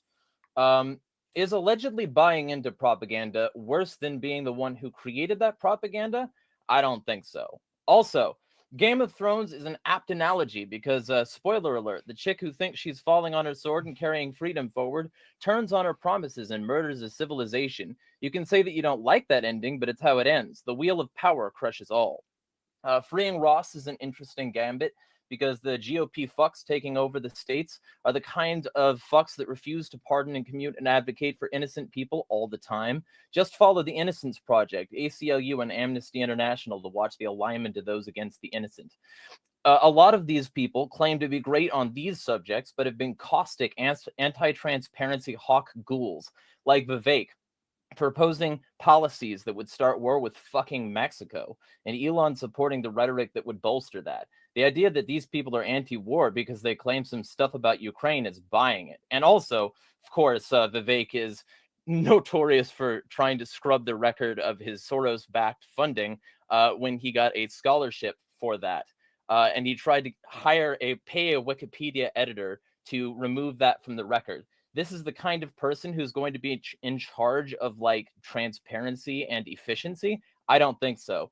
Trump also said he supports trans surgeries with parental consent, and he was the architect of the lockdowns and vaccines. His campaign was including Johnson & Johnson on his stage, and his cabinet is full of lobbyists and pharma fucks. In no way is the pharma and lockdown stuff an argument for Trump against Chase, even if it's a pragmatic choice between Trump and Harris, because he called mask wearing patriotic when he made Fauci the head of his COVID response and did the first lockdowns. Anyway, I'm not saying Harris would have been better, but there's active untruths in what's being said, including that people say he's promised a fully libertarian administration. We didn't say that. He said he would put one in there, and gun-grabbing green giant rickety Robert Kennedy is not that. And Trump ain't getting rid of income tax because he probably can't. What he is doing is pushing tariffs, which many Mises Institute thinkers, including Ryan McMakin, know will spike prices, fire workers, depress wages, and stifle competition. Just like Mises himself would say that people who push tariffs are parasites jockeying for temporary privilege, so are the people pushing tariffs now. And speaking of personal privilege, let's talk about some conflict of interest here in terms of Trump himself. He ended the drone reporting mandate so he could keep breaking drone records. He schmoozed with the Saudis and actively lets them run government-sponsored golf tourneys on his course. He gave Netanyahu a blank check this year, as widely reported by many like Zionist outlets. He put Rubio in his cabinet. He stocked it with military defense contractors, deep state intelligence assets, and more. Lobbyists to the gills. He is already actively lying that that shouldn't be overlooked. Even if he was a better choice at the time, he's more of the same. And the idea that because he gave us some attaboys and some concessions in words, we should like take him at those words seems to me to be absurd. It seems to me to be an abrogation of duty as the party of principle. And, you know, I'm an anarchist asshole hurling stones from the sidelines. You know, I'm not even in the party. But I do have a strong sense of justice and accountability. And I've been watching the deep state for a long time. I've been taking notes, big advocate for alternative media and alternative information. And I'm not one to take the propaganda like at face value. So that's one of the reasons that I don't support Trump to begin with, because I knew from the start that he was going to be the guy who like printed a huge amount of money. He printed like $7.2 trillion that wouldn't have otherwise been there because of a lockdown that he didn't need to create because of policies that he was caving on and a bunch of other things like that. And now he's behind Israel. He's behind Ukraine. And people should understand those things as bulwarks, just as they should understand them with other such people like Javier Milei. But it seems like when you put enough of a libertarian or, you know, neoliberal, more like face on these sorts of things, people say, well, we'll take what we can get. And those sorts of concessions are what's going to gradually lead to the apocalypse, because we cannot take this kind of administration Okay, or the administration of Harris either. That cop Jeremy, can let me go as well. let me respond to a few of these Sure, things there, no man, because problem. there's this common kind of through line between everybody who's disagreeing so far. You're not grappling with anything that we're saying. And so it's not, the point that we're making is not that there's a lot of bad things about Trump. And don't get me wrong, some of the things there that you said I really disagree with. And certainly, like, you know, whatever, man. I know it's this thing that I really do, to use the same language as Angela, feel like almost infects libertarians and anarchist thinking. And of course, it's very convenient. But believe me, I've fallen into this trap many times in my day. But it's very convenient because you get to feel really, really good about yourself. But when someone like Vivek Ramaswamy bursts onto the scene, and no question, he's really bad on a few very important issues, but he is so great on so many issues, and he's going out of his way to insert those issues that he's really great on into the public conversation in a way that is breaking through with literally there's it's a short list of people. Even the other day, Vivek wrote an op-ed like a couple days after Trump won about how we shouldn't embrace big government conservatism and that tariff policy is going to be bad economic policy and all. And if you want to look at that and just say, no, no, no, here's the 3 things I don't like about him. And oh, by the way, some weird innuendo about Soros, which actually you have absolutely nothing. He was like a genius Indian kid who got a scholarship once from a Soros fund. And even if someone did try to scrub it off his Wikipedia, that doesn't prove anything. But aside from that, the major point here is that you're not making an argument that Trump wouldn't have been preferable to Kamala Harris, right? And so when you sit here and say, well, these type of concessions, listen, I know this, but it's like, guys, the world has changed. And I know that a lot of anarchists have this thing. If we make a concession, then we lead our way toward Armageddon. Then things just keep getting worse and worse and worse. Here's the bottom line. With the strategy of supporting Donald Trump, we get something. Maybe. With the strategy, yeah, no, I made this argument already before. There are things we've already gotten. It may not be much, but we get something positive. Something positive comes at that, and some libertarians at least kind of have a seat at the table. If Kamala Harris wins, we get nothing. If we vote for Chase, we get nothing. If we do like you and don't join the party and don't vote at all, we get nothing. One option, we get something with a tiny bit of influence. The other option, we get nothing. It's that, and nobody wants to take that on. Well, I did take that on. I literally, in the end of my sentence, started to talk about like the fact that Harris is just as bad. But like, let's be super clear here. Harris is a war criminal in the fact that she has boosted Biden and a variety of other sorts of things. Harris is top cop in California, where she enslaved a bunch of black people and other poor people under her regime. There's been a significant amount of corruption. She helped cover up abuse in the Catholic Church in the form of covering up child sex abuse cases that were actively brought to her desk. She's been, a mealy-mouthed war hawk on a variety of other issues, and basically a lot the same in the form of neoconservatism and neoliberalism as people would have a problem with the Republicans. I'm not making the case that she would have been better. I'm making the case that this is a gamble, that Trump will not be more of the same, and that the people he's including in his administration aren't just pacifiers for a bunch of people who say that they want change because they recognize genuinely things that are wrong with the system, and also don't have the actual gumption to take on the system itself. They think that the best way oftentimes to change the system is to get within it and start to eat away at the gears. But so oftentimes the gears are the things that eat away at them. And this is true in terms of like a biblical context. You can't serve 2 masters. You can't walk in darkness and light. You can't serve mammon, which Trump absolutely does. And there's a variety of other things that I could say that are very specifically like anti Trump in terms of any sort of support from a Christian perspective.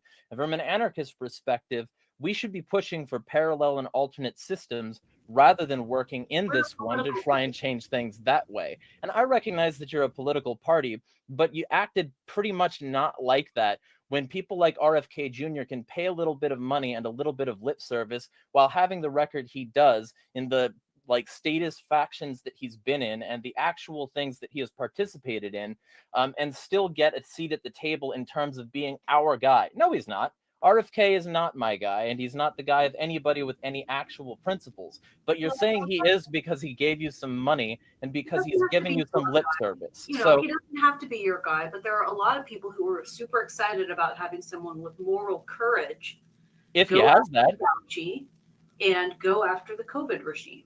And that's a win for us. And so I'm going to take every win I can get. We've got a foot in the door now. We've got someone who's publicly identifying as a libertarian. I could pick up the phone and call the person in charge of HHS. I could pick up the phone and call him. When has that ever happened in the history of the party? That the yes, party you got a seat at the table. So it's amazing. It's so amazing. so the question is this guy who has been parroting basically every right-wing statist propaganda point about pharma, the choice for us, because his comments about, for instance, the vaccine being targeted to avoid Ashkenazi Jews aren't a great look on an administration that is now cucking to Israel. And his comments on But that's not true. it is. That's he just said that's that. just corporate media propaganda. No, he is on record saying this. There's video of it. Yeah, I mean, listen, dude, whatever, man. I mean, look, you're talking about one kind of like hot mic video where he said something pretty clunky, and I'm not even sure exactly what he meant. And none of this is really the point. You know, it's like here's the problem with what I'm hearing from you. It's a mix of these kind of empty anarchist slogans almost. They're assertions without any real argument behind them, but I do think they make anarchists sure feel good about themselves when they say, we need to build parallel societies and the gears grind you instead of you grinding the gears. And these are all just assertions. I mean, the truth is that people do get into government and do really good things. It's rare, but it happens, and we should keep fighting for that. And as far as the RFK thing, you know, I think part of, and this is, I really do think this gets to the heart of what Michael and Angela were talking about when they were talking about being ideologically captured versus or ideologically possessed versus having Yeah, I'm principles. demon possessed. We established that. Yes, yes. Well, let me just make the point here. So the thing between having principles and being ideologically possessed is like, so I could, for example, right? Like if you take a moral principle, like I don't believe in spanking or hitting kids, and I don't spank or hit my kids, and that's because it's a moral principle to me. I think it's wrong to do that. I've talked about this many times on podcasts. Peaceful parenting is great. Yes. Okay. Now but I can also recognize, I can believe that, and I can also recognize that there are dads who spank their kids who are better dads than other dads who don't spank their kids. Because even though that's a moral principle that I have that I'm not compromising on, I can recognize that life is complex and there's actually a lot more to this, particularly when we're talking about dealing with the levels of corruption in government. And to simply say that here, like, look, Bobby Kennedy is a guy who literally had it as made as you can have it in the United States of America, was famous and rich from a respected family, married to a famous Hollywood woman, and he has made himself a pariah to stand up against like the corruption of this regime. That's one of the things that people are really excited about. That and that he also has a lot of overlap with us on a lot of important issues. Now, it is true that you will be very good, as by the way, I'm very good at this too. We could tear everybody apart and talk about all of their imperfections, and believe me, I can rattle off the list just as good as you about what all of these people have done that's wrong.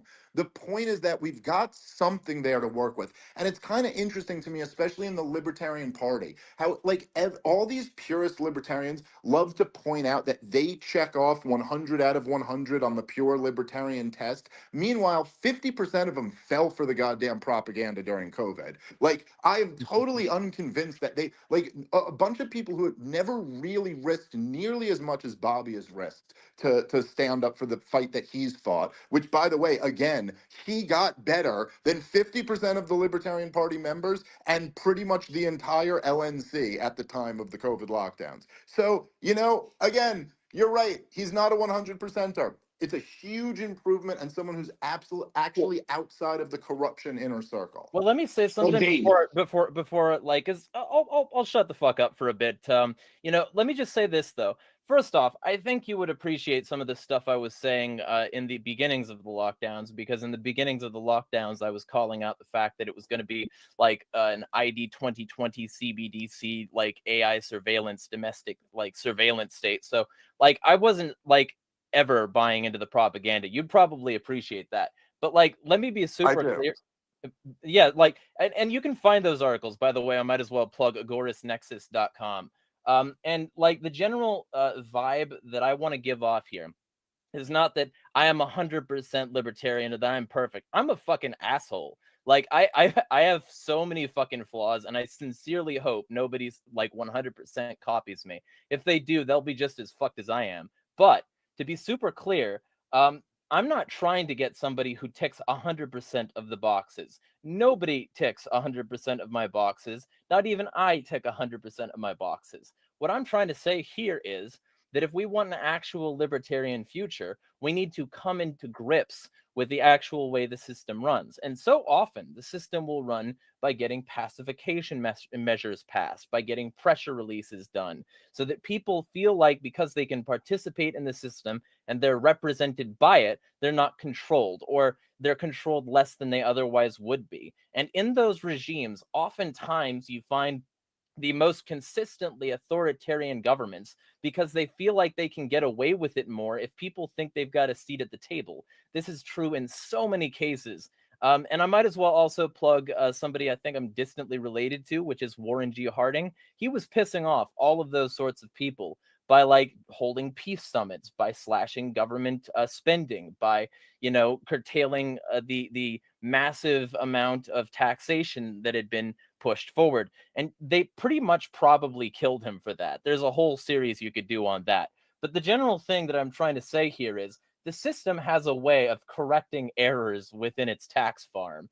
And the idea that even if we get a seat at this table now, that'll change things. It'll move the needle in a positive direction for liberty long term. If anything that goes wrong during this administration will be blamed on libertarians. And we didn't even get a libertarian in the presidency. So the whole idea that like this mentality of like, well, I supported Trump because he's better than Harris. Maybe he seems better than Harris on paper, but in the long term, the damage that he could do to the libertarian image and to the image of anybody who speaks the truth is immeasurable compared to the like amount that the like Libertarian Party could have saved by throwing their money behind like mutual aid, by throwing it behind food not bombs, by throwing it behind so many other things that could have gotten that support. And I think that's what libertarians really should do. We should be building these parallel structures. And it's not jacking off to say that. What it is it's like authentic libertarian principle from the starts of it,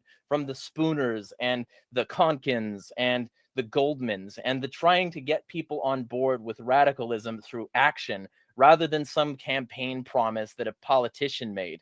We need to be the change that we want to see, or we'll never see that change. And like, I can understand wanting a seat at the table, but like I said, this is like, I wasn't the first person to make a Game of Thrones analogy, the wheel that crushes all.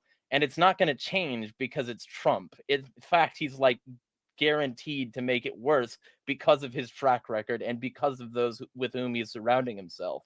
This is an administration that's going to curse libertarians in the future and that already made a whole bunch of party supporters leave. I mean, if that's the way things are going to be, absolutely, sure. Maybe we can get like some concessions, but like that's a hope. And it's a hope that I have a hard time having because I, like you, have looked into history quite a bit. And I know how these kinds of alleged coalitions normally go. And oftentimes, let's just say there's a purge. There's a night of the long knives. And it precedes some of the worst presidencies in history. Listen, I appreciate you coming on, dude. I get it. We can make assertions about how bad things are going to be and libertarians will be blamed for it or something. We will see. We will see, my friend. But I do appreciate you coming on here. Okay. Let's go. Hold on. Can I make go one ahead. quick comment? We'll go to Michael, and then I just got Tho Bishop in here, so I want to hear from him too. I just want to make one quick comment on this whole topic of ideological possession, and a way to kind of encapsulate it or kind of identify it. And me and you were talking about this earlier, and that is, it's all in the question of compared to what. You know what I mean? Like take this RFK thing, for example. Okay, when you are comparing to the ideal, sure, you might say, oh, well, Kennedy has these bad positions on guns and he has these bad positions on the environment and things like that, which is absolutely true. He does.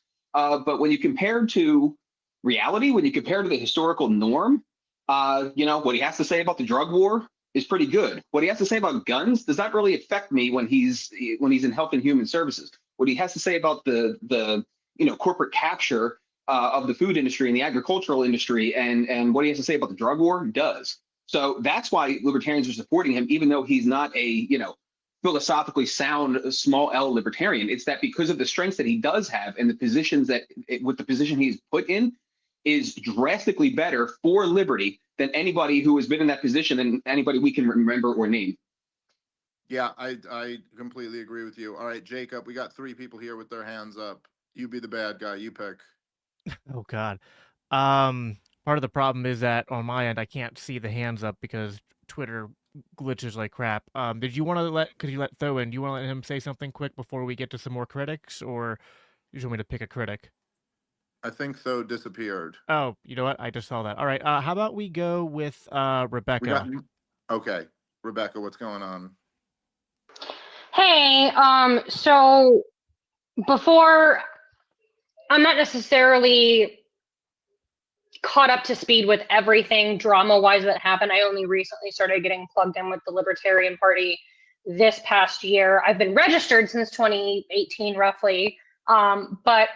And some of you may be like, who the fuck is this lady talking to me right now on Twitter? If you don't know, I am the mother out of Surprise, Arizona, who got arrested at the city council meeting wearing a "You Are the Power, Cyberbully the Government" shirt, while my 10-year-old daughter was present, for literally redressing my government of grievances. I had 64 days that I had to live in hell waiting for criminal charges to pend against me before they were finally dropped as objectively outrageous.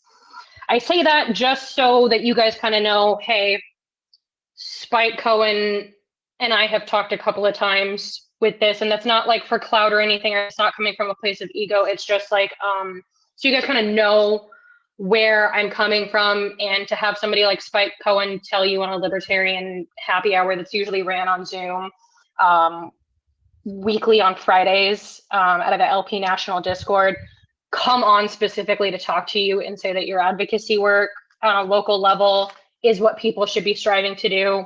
I wanted to kind of get that out there before I would say I'm a critic, but I'm kind of somewhere in the middle. I did volunteer for Chase's campaign and helped out with some of the social media in Arizona.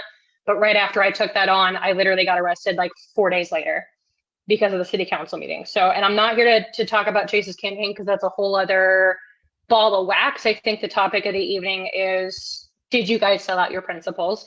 And I think Chase's point of saying only you can really answer that is correct. I think where me kind of almost being like an outsider looking in, watching all of this unfold and being really sick of the duopoly, the uniparty, whatever you want to call it, right? I totally get where Angela may have been trying to take the party, right? With the slightly more pragmatic approach of trying to get concessions like a cabinet position, getting the Department of Education abolished, right? Freeing Ross or other political prisoners like him who don't deserve to be in there. And we know that they were only incarcerated because they did something that didn't fit the status quo. And I say that as somebody who got arrested for literally arguing with the mayor, and he didn't like what I was saying, so he literally used the police to shut me up. So with that perspective in mind, I think where I kind of called very early on that just something didn't feel right in my gut about the way that, even though Chase was elected, and I know there was, from my understanding, I wasn't at the convention, I know it was like a hot mess of Noda versus Chase. Do we nominate somebody? Is there ballot access? Things like that. The reality is that these are very complicated issues, and a lot of times there is no good answer. And so you're forced to kind of take the approach that some of you did, right, of do I vote for Chase specifically because he's a libertarian candidate, or do I vote for Trump and maybe get some other wins? And I'm not here to say which one is right or wrong. I think where my concern is the public perception. I know that many of you, I've never met any of you personally. I've probably barely interacted with any of you on Twitter for the most part too. But when we say things like, hey, we haven't outright endorsed Trump, or we haven't said that we've made him a candidate, I think there's been a number of different times, and this isn't directed at anybody specifically right now, but there's been a number of times where at best you've maybe towed the line of endorsing versus not endorsing. And I think when we see things like interviews from Chase getting twisted, because the reality is, like, the transing kids thing, Trump and Chase said almost identical things. The comments that were made about the federal prisons and like the trans surgeries was taken out of context. Like, he probably, like, if I were coaching Chase on how to respond to that, I probably would have told him to respond differently. But I think that's kind of like really cherry picking what the bigger issue is. All right, Rebecca, thank you. I do really appreciate it. Thank you very much Well, for joining us. I think that there's look, as far as the stuff with Chase goes, I mean, we kind of like addressed this already when he was here, but the bottom line is that I just know I speak for the overwhelming majority of libertarians when I say this. And the truth is, I think I speak for a lot of libertarians in the party, but I'm talking about the overwhelming amount of people who are like libertarian, who might consider voting for the Libertarian Party. The fact is that Chase, going into it, he had already called the entire LNC racist and said that he didn't want them to support him at all. This is before he was running. He was trashing Ron Paul. He supported transing the kids. He's the answer when you're asked for libertarians, do we support taxpayer-funded elective surgeries, is no. That's the answer. No. It's not a difficult question. It's a very easy standard libertarian answer. He fell for the COVID propaganda, and the truth is that he was something that just the overwhelming majority of us, just on that, it was a no. It was a non-starter. None of us were going to support him. Real quick on that too, because it was not out of context. He very clearly said that because, and honestly, he's being ideologically consistent in his defense because he believes that sex changes are healthcare. Well, if someone's sick and they're in jail, the state is going to pay for the doctor to come in and make them not sick anymore. Well, that's the same logic that he has to apply. So he is being ideologically consistent, but he is ultimately advocating for sex changes for prisoners on the taxpayer dollar. And that's a fucking catastrophe. And you can pretend as if it's not. You can say that it's taken out of context. That is the context of the conversation. And it killed him. I mean, his campaign was toast already. But I just wanted to, I've been very quiet this entire time. So I got to say something real quick. If it's just remarkable to me that he's so upset about, Angela's plan and trying to negotiate these things with Trump, and yet he was the candidate. He's taken zero responsibility for the absolutely unbelievably lackluster performance. He's made no concessions to the fact that he ignored countless invites. Many of the people on this panel invited him on, including Josie and Dave. He declined everything, and then his campaign flounders. And then after he loses in dramatic fashion, he comes in and he goes, well, I really just hope that Ross Ulbricht gets freed. It's like, dude, you didn't want that from any level. You advocated against this tactic the entire time, and now you're going to pretend as if you're on our side here. Like, look, I'll hold hands with him because it's a cause greater than any of our egos. But let's just be honest about what's actually transpired. He ignored alternative media to his detriment, to the party's detriment, to the movement's detriment. That's on him. He hasn't owned any of it. In fact, until I was actually brought up as a speaker, he was talking and talking and talking. As soon as I got up here, he left. He doesn't want to face the fire. He doesn't want to face any personal responsibility. He wants to put all of his absolute failures on homophobia and a bunch of woke garbage, which isn't real. It never was.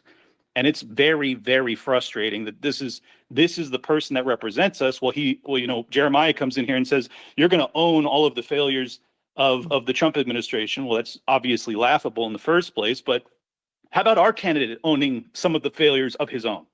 And it's just it's so frustrating, particularly someone who basically ran against him, that there's zero personal responsibility for this. He's done, hours long conversations with his little sycophants where he doesn't take any responsibility. Oh, shut up. I'm sorry. It's very frustrating. Well, let me piggy. Listen, I understand what you're saying, and listen, running a woke libertarian is just this is what you're going to get out of it. There'll be no enthusiasm and no money raised, and very low vote totals and very low impact of any kind, and that's just the reality of it. I do want to go to Monhop because he's been waiting very patiently with his hands up. What's up, Monhop? What's going on, guys? I appreciate you having me on. Can you hear me okay? Yes, we hear you. Awesome. Fantastic. So I want to get started by quoting what I think hopefully most of us, if not all of us, would agree is the greatest living or even dead libertarian scholar that's ever lived, if not one of the top three, and that would be Hans Hermann Hoppe. So he stated in his famous text, what must be done when he's talking about what the strategy for libertarianism and for the liberty movement should be moving forwards.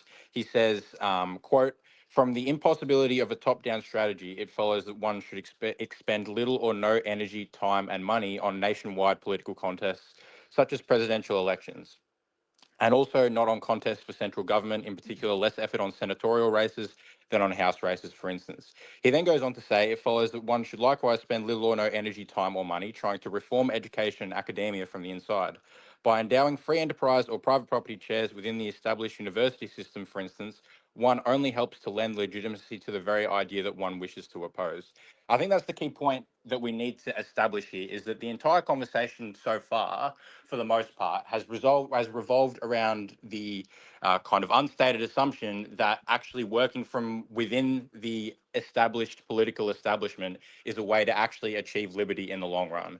And I think that that's a very silly and unfounded presumption to go and make your recommendations on.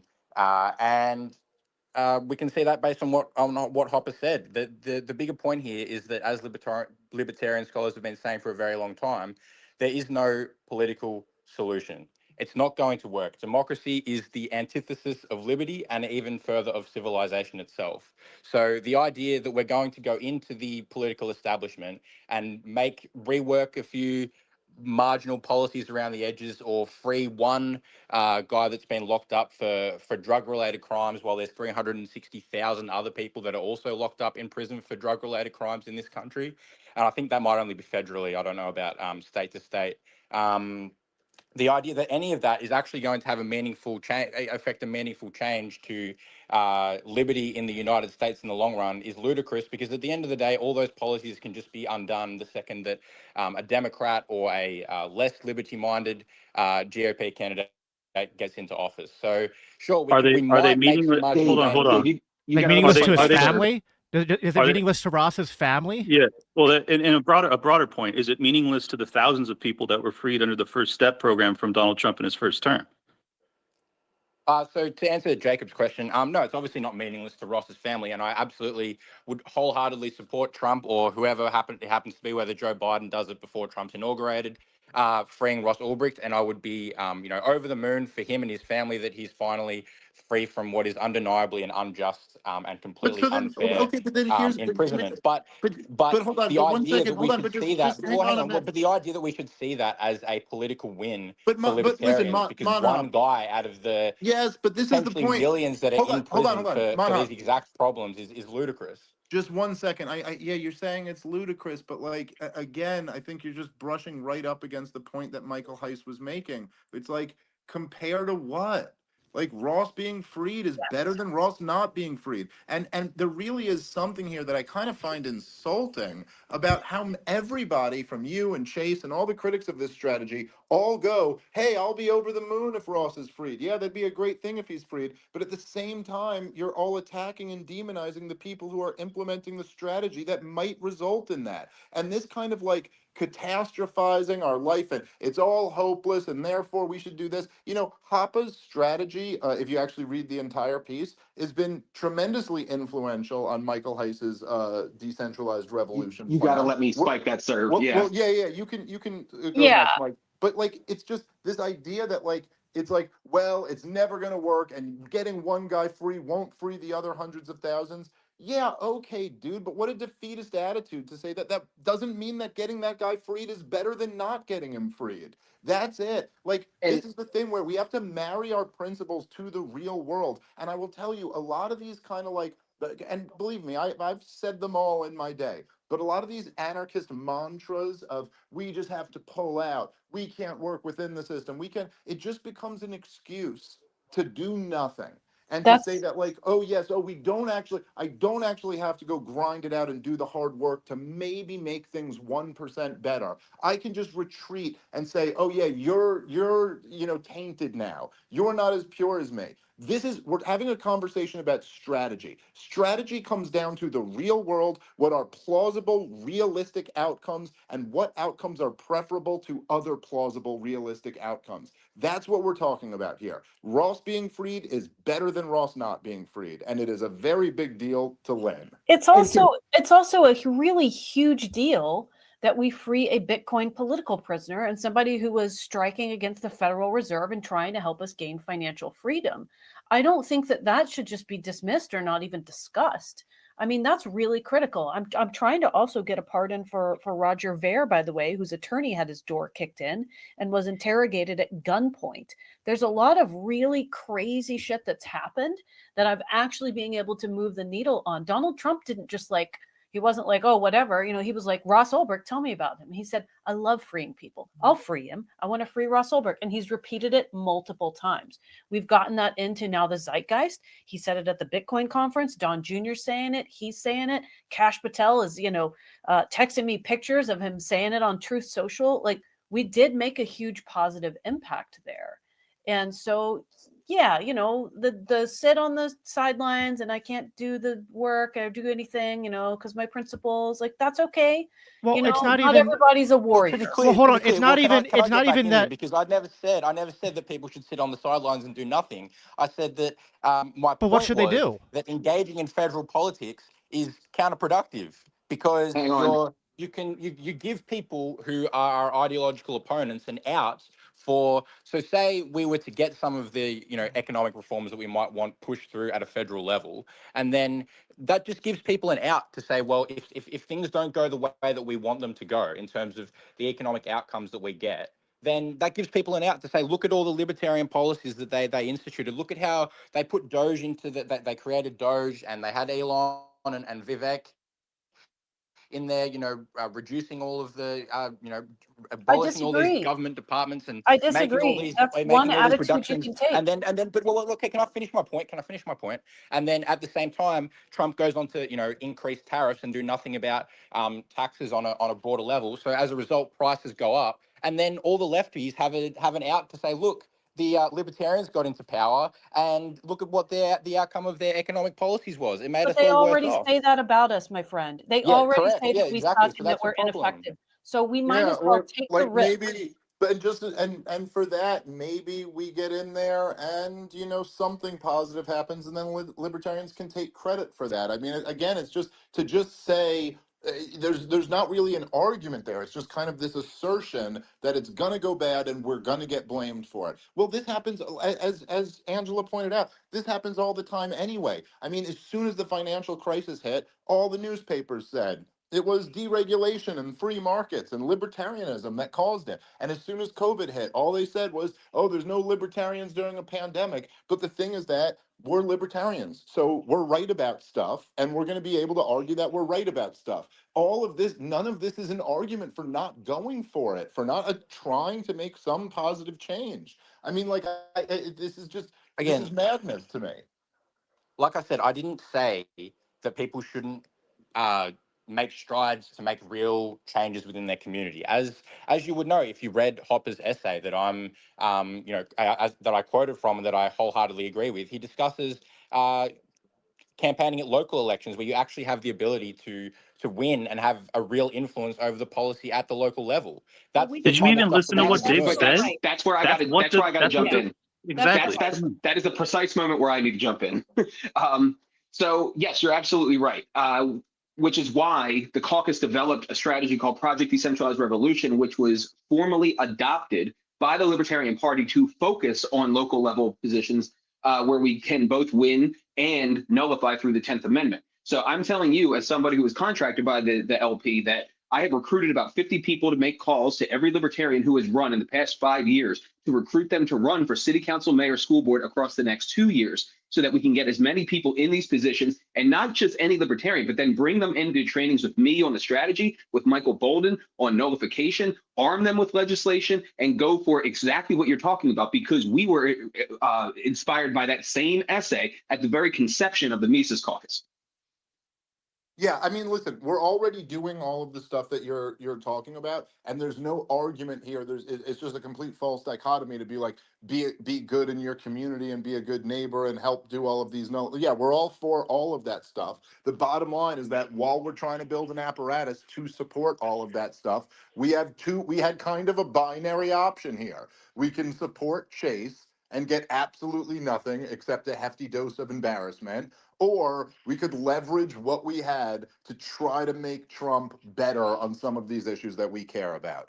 It seems very obvious which one of those choices is preferable, and I've yet to hear anybody really take on that fundamental argument.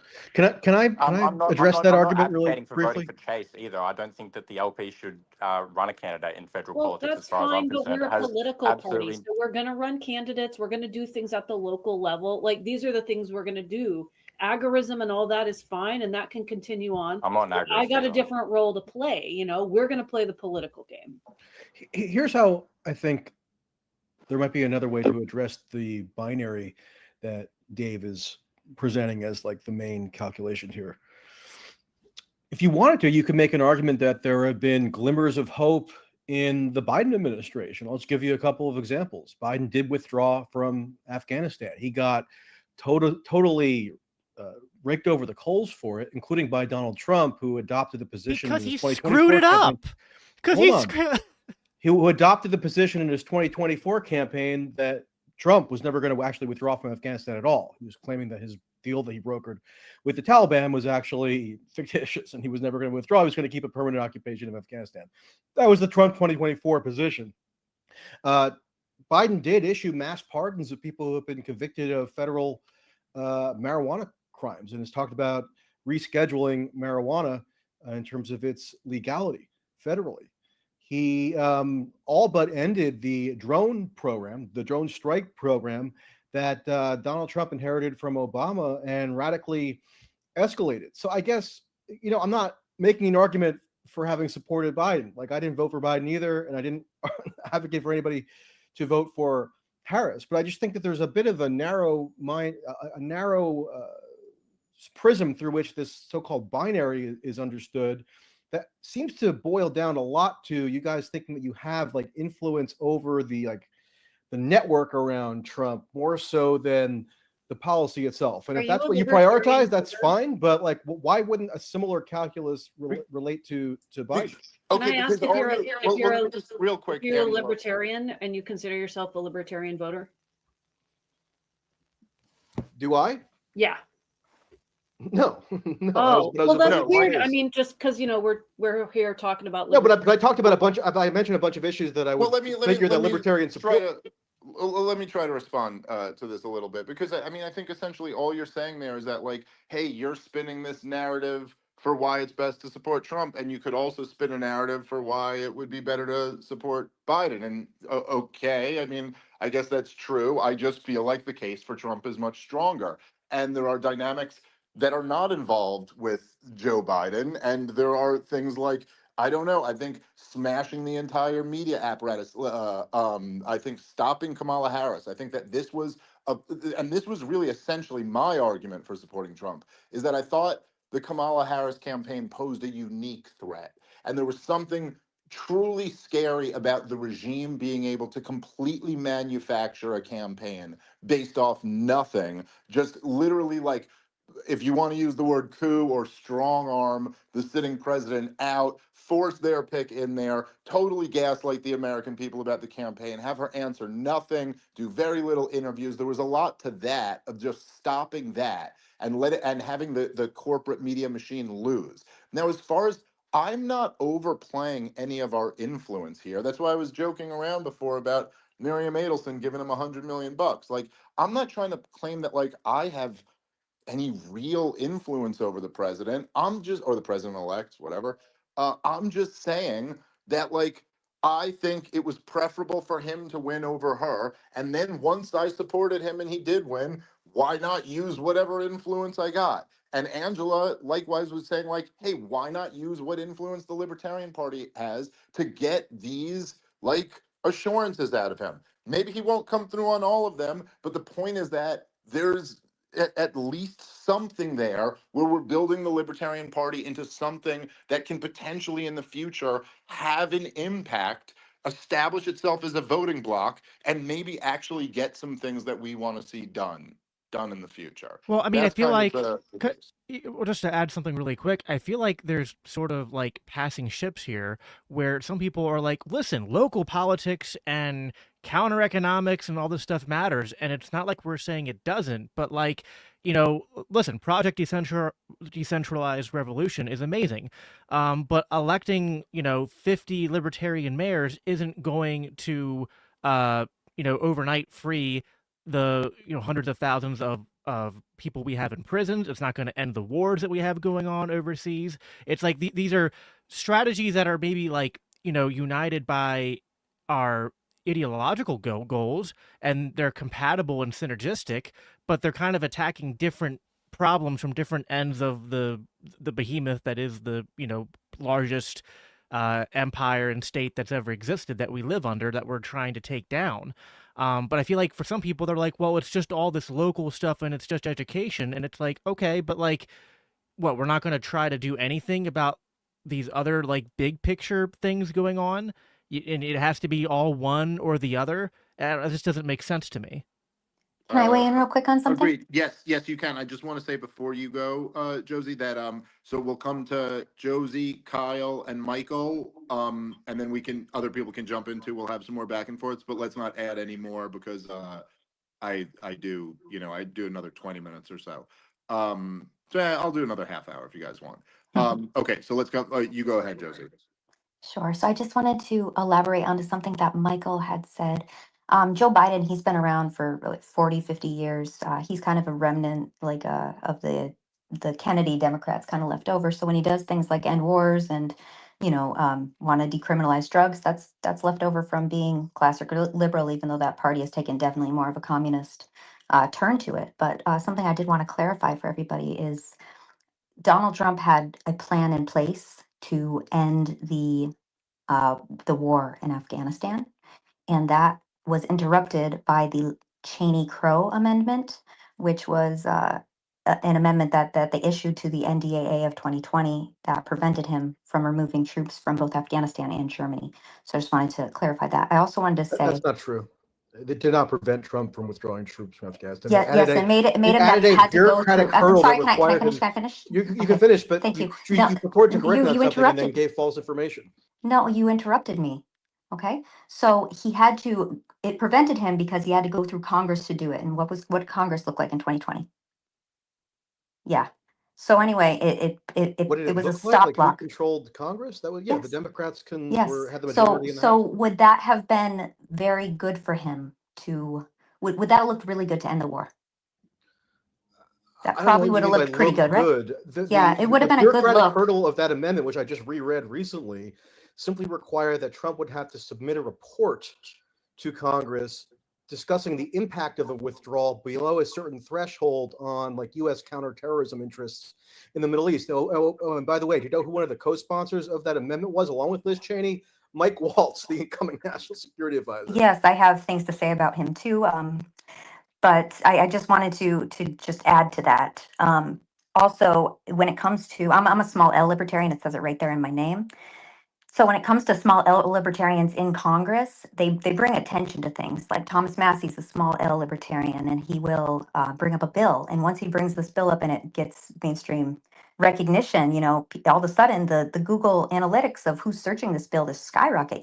Anytime a libertarian name like Ron Paul gets brought up, all of a sudden the who is Ron Paul, that skyrockets to the top, and the Fed skyrockets to the top. And these are important things to bring attention to. And people do take notice of those because we have a lot of people who are mostly, I mean, in this world, we have the radicals and they're on either side of the spectrum. And then you have Kennedy Democrats and libertarians who still exist and are still interested in this sort of peace and dynamics. So that's just my opinion. All right, thank you, Josie. Kyle, why don't you go next? How are you, brother? Good. Do I sound all right? Yes, sir. Cool. All right. Well, as I kind of said in some tweets to you, Dave, and to most of the other people who chose to support Trump, it wasn't that I necessarily disagreed wholeheartedly with everyone. I think everyone could probably agree that Trump was the better and more preferable outcome between, obviously, Kamala and Trump. But I think the one thing that's been missing from a lot of this conversation, and Michael Tracy brings a lot of good points up, and I'm glad that he's here to kind of clarify some of this stuff, is kind of like the censorship at home. You know, we have 38 different states that have anti-BDS laws on the books. Trump did sign them in 2019. And we do see a lot of people in his coalition kind of pushing for that, as well as a lot of the Cold War stuff with China. And not that I think anybody here would necessarily disagree with anything that I'm saying here, but I think more of what I would like to see people focus on is kind of this stuff, because I think that's more of what we're going to have to deal with over the next couple of years is the debate around China, the debate around Iran, a lot of this stuff. So I don't think libertarians are going to get blamed for the failures or for the successes of anything, really. I think it's largely going to be, still everybody looking at Trump saying that, oh, this is what Trump did and his coalition. But at the same time, we should also look at Trump and kind of grade each person that he's appointing on kind of the Trump scale. So Trump's own goal, or so he says, is to end the war in Ukraine, but then he appoints people who objectively don't want to do that, or at least their stated policies against that. So as I said, I didn't really have a problem with people voting for Trump. I didn't do it. And I if I could go back and change it, I wouldn't. But I think I would just like to see more people kind of focus that conversation around some of the things that he's really bad on, that obviously Kamala Harris was just as bad, if not worse on. And the other thing I just want to throw in here towards the end is that I'm very grateful that RFK is kind of in the conversation talking about health. I think he's a kook on some stuff when it comes to health. Everybody kind of knows me as the guy that goes to bat for seed oils because I've read the research on a lot of this stuff. And that's obviously this isn't the correct time for a debate on that. But that conversation of health is incredibly important. It's what I focus my podcast on for the last 3 years. So there's definitely some wins and there's some definitely big losses, but as you guys have kind of said, you kind of have to weigh the two and kind of see where you fall. So for me, I chose to sit this one out, and also to Chase Oliver to kind of throw away all of Angela's attempts to raise his profile.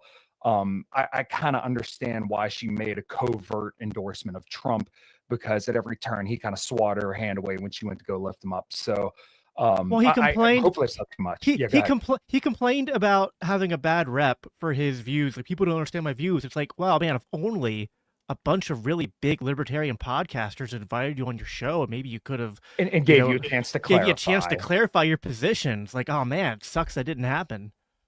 Yeah, and on the flip side of that, though, he did shows that were 3, 4, 5, 10 times as big as Dave. So it ended up working out. No, actually, he didn't do any shows that even approached that size. It was fucking crazy. Sorry. Well, listen, again, the thing is, if Chase wants to make the calculation that he doesn't think doing my show is the best, use of his time, and he kind of indicated earlier he made the calculation that he wasn't going to win those of us over who didn't like him, and maybe he's right to make that calculation, but then it does put that much more pressure on you. Like, so what did you do? What did you do with, your opportunity here? And the answer in this case seems to be absolutely nothing. But I don't give him a pass because he ran on being a unity guy. He was like, I'm going to unite the party. But listen, it was all right. It was all. Listen, it was an embarrassment. Code switching. Campaign. I think. I'm going to say that I think Chase did a magnificent job. He was like the Andy Kaufman of the LP. He ran as a unity guy. He toned down all the woke stuff. And as soon as he got nominated, he went full LGBTQ pride event rainbow glow. And voting is non-binary. I gotta hand it to him. He did. I didn't have to do work. I didn't a single time have to say that I endorsed Donald Trump. Chase did all of the work for me. And I don't care how unpopular and pissed off people would be. If Vivek Ramaswamy runs in 2028, I'm endorsing Chase Oliver again. That is the game that I am playing. So, I described it as a shit-eating suicide mission. So if you want to shit, eat, and ride shotgun, like jump in, because we're gonna do some crazy shit over the next couple of years. I am just getting started. Well, yeah. Well, So, and to round this all off too, when it comes to Chase Oliver, I've made the case many times that I really don't see a purpose for voting for Chase in this whole situation, because really Donald Trump and Chase Oliver did share a lot of views on a lot of stuff. Obviously, there's areas where they disagree, but like when it came to like the COVID stuff, there's really no difference. So, I mean, you could either vote for Chase and get absolutely nothing, or vote for Trump, where he's at least indicated that he's receptive to libertarians. And I'll make this abundantly clear. I think all the promises he made are absolute bullshit, and I don't think he's gonna come through on a single one. But once again, at least he tried to pander to libertarians of our persuasion, whereas there was none of that with Chase.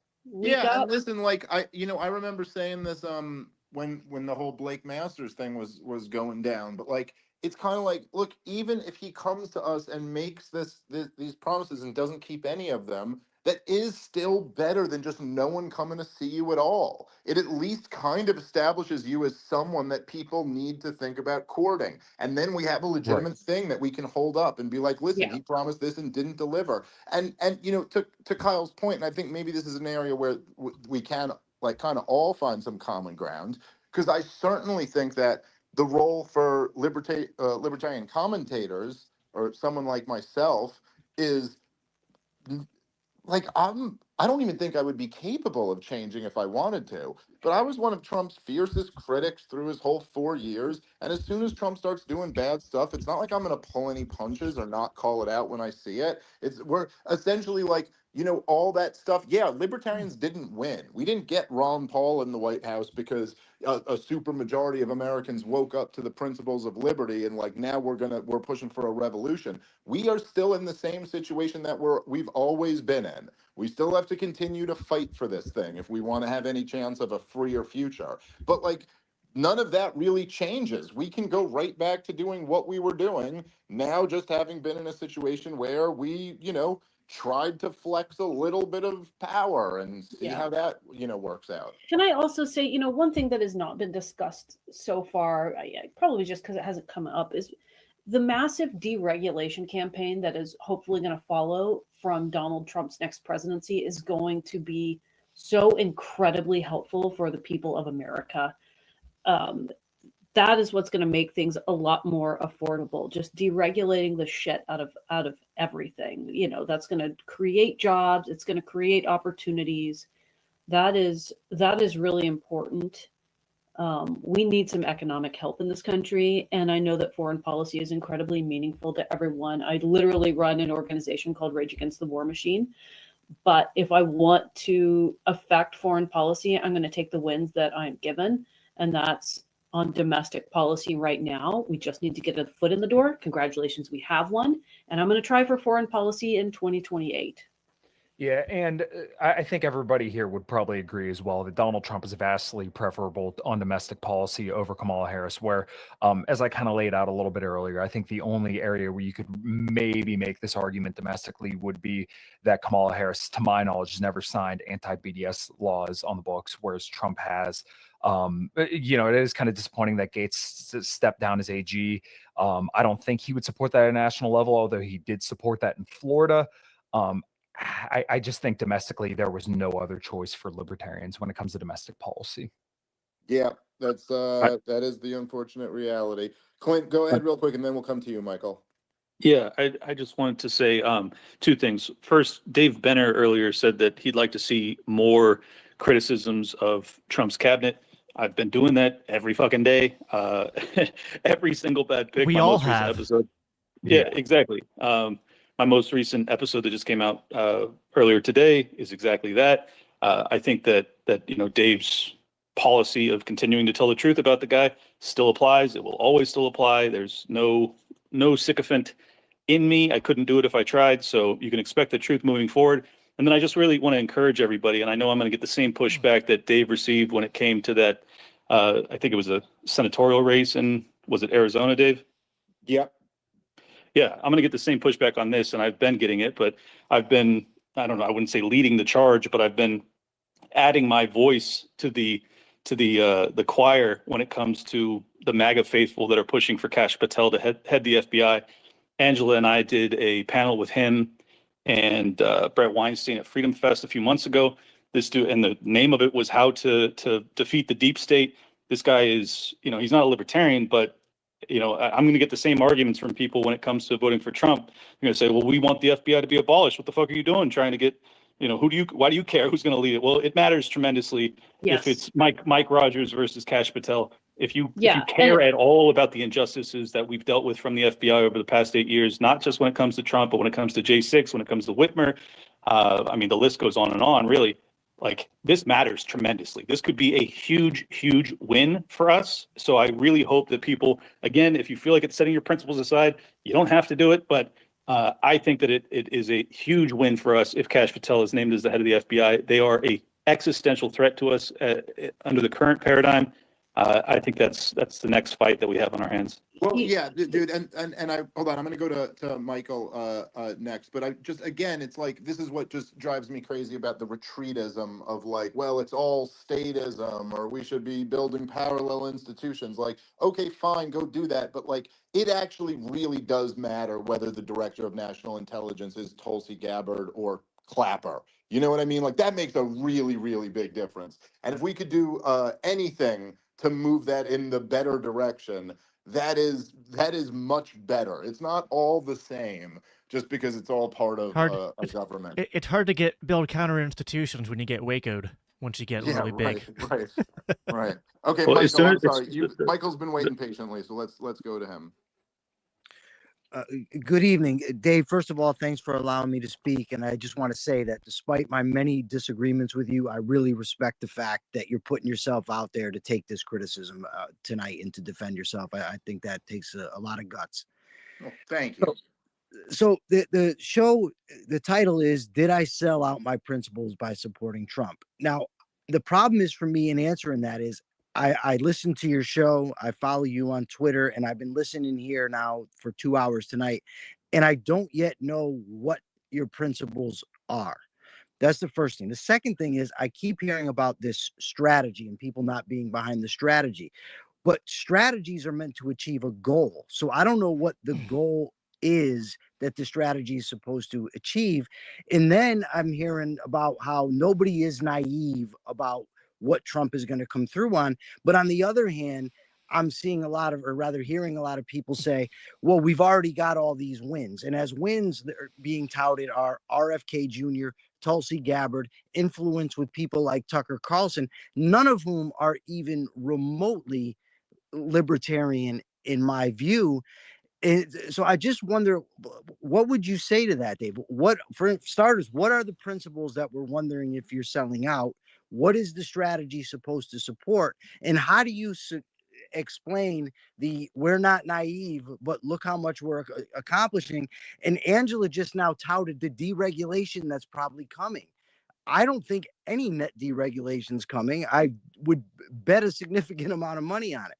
So I just would like to know your take on that. And again, thanks for giving me the chance to speak. Well, the goal is to get Ross Ulbricht out of prison. So there is the goal. Yep, that's a pretty concrete goal right there, if you ask me.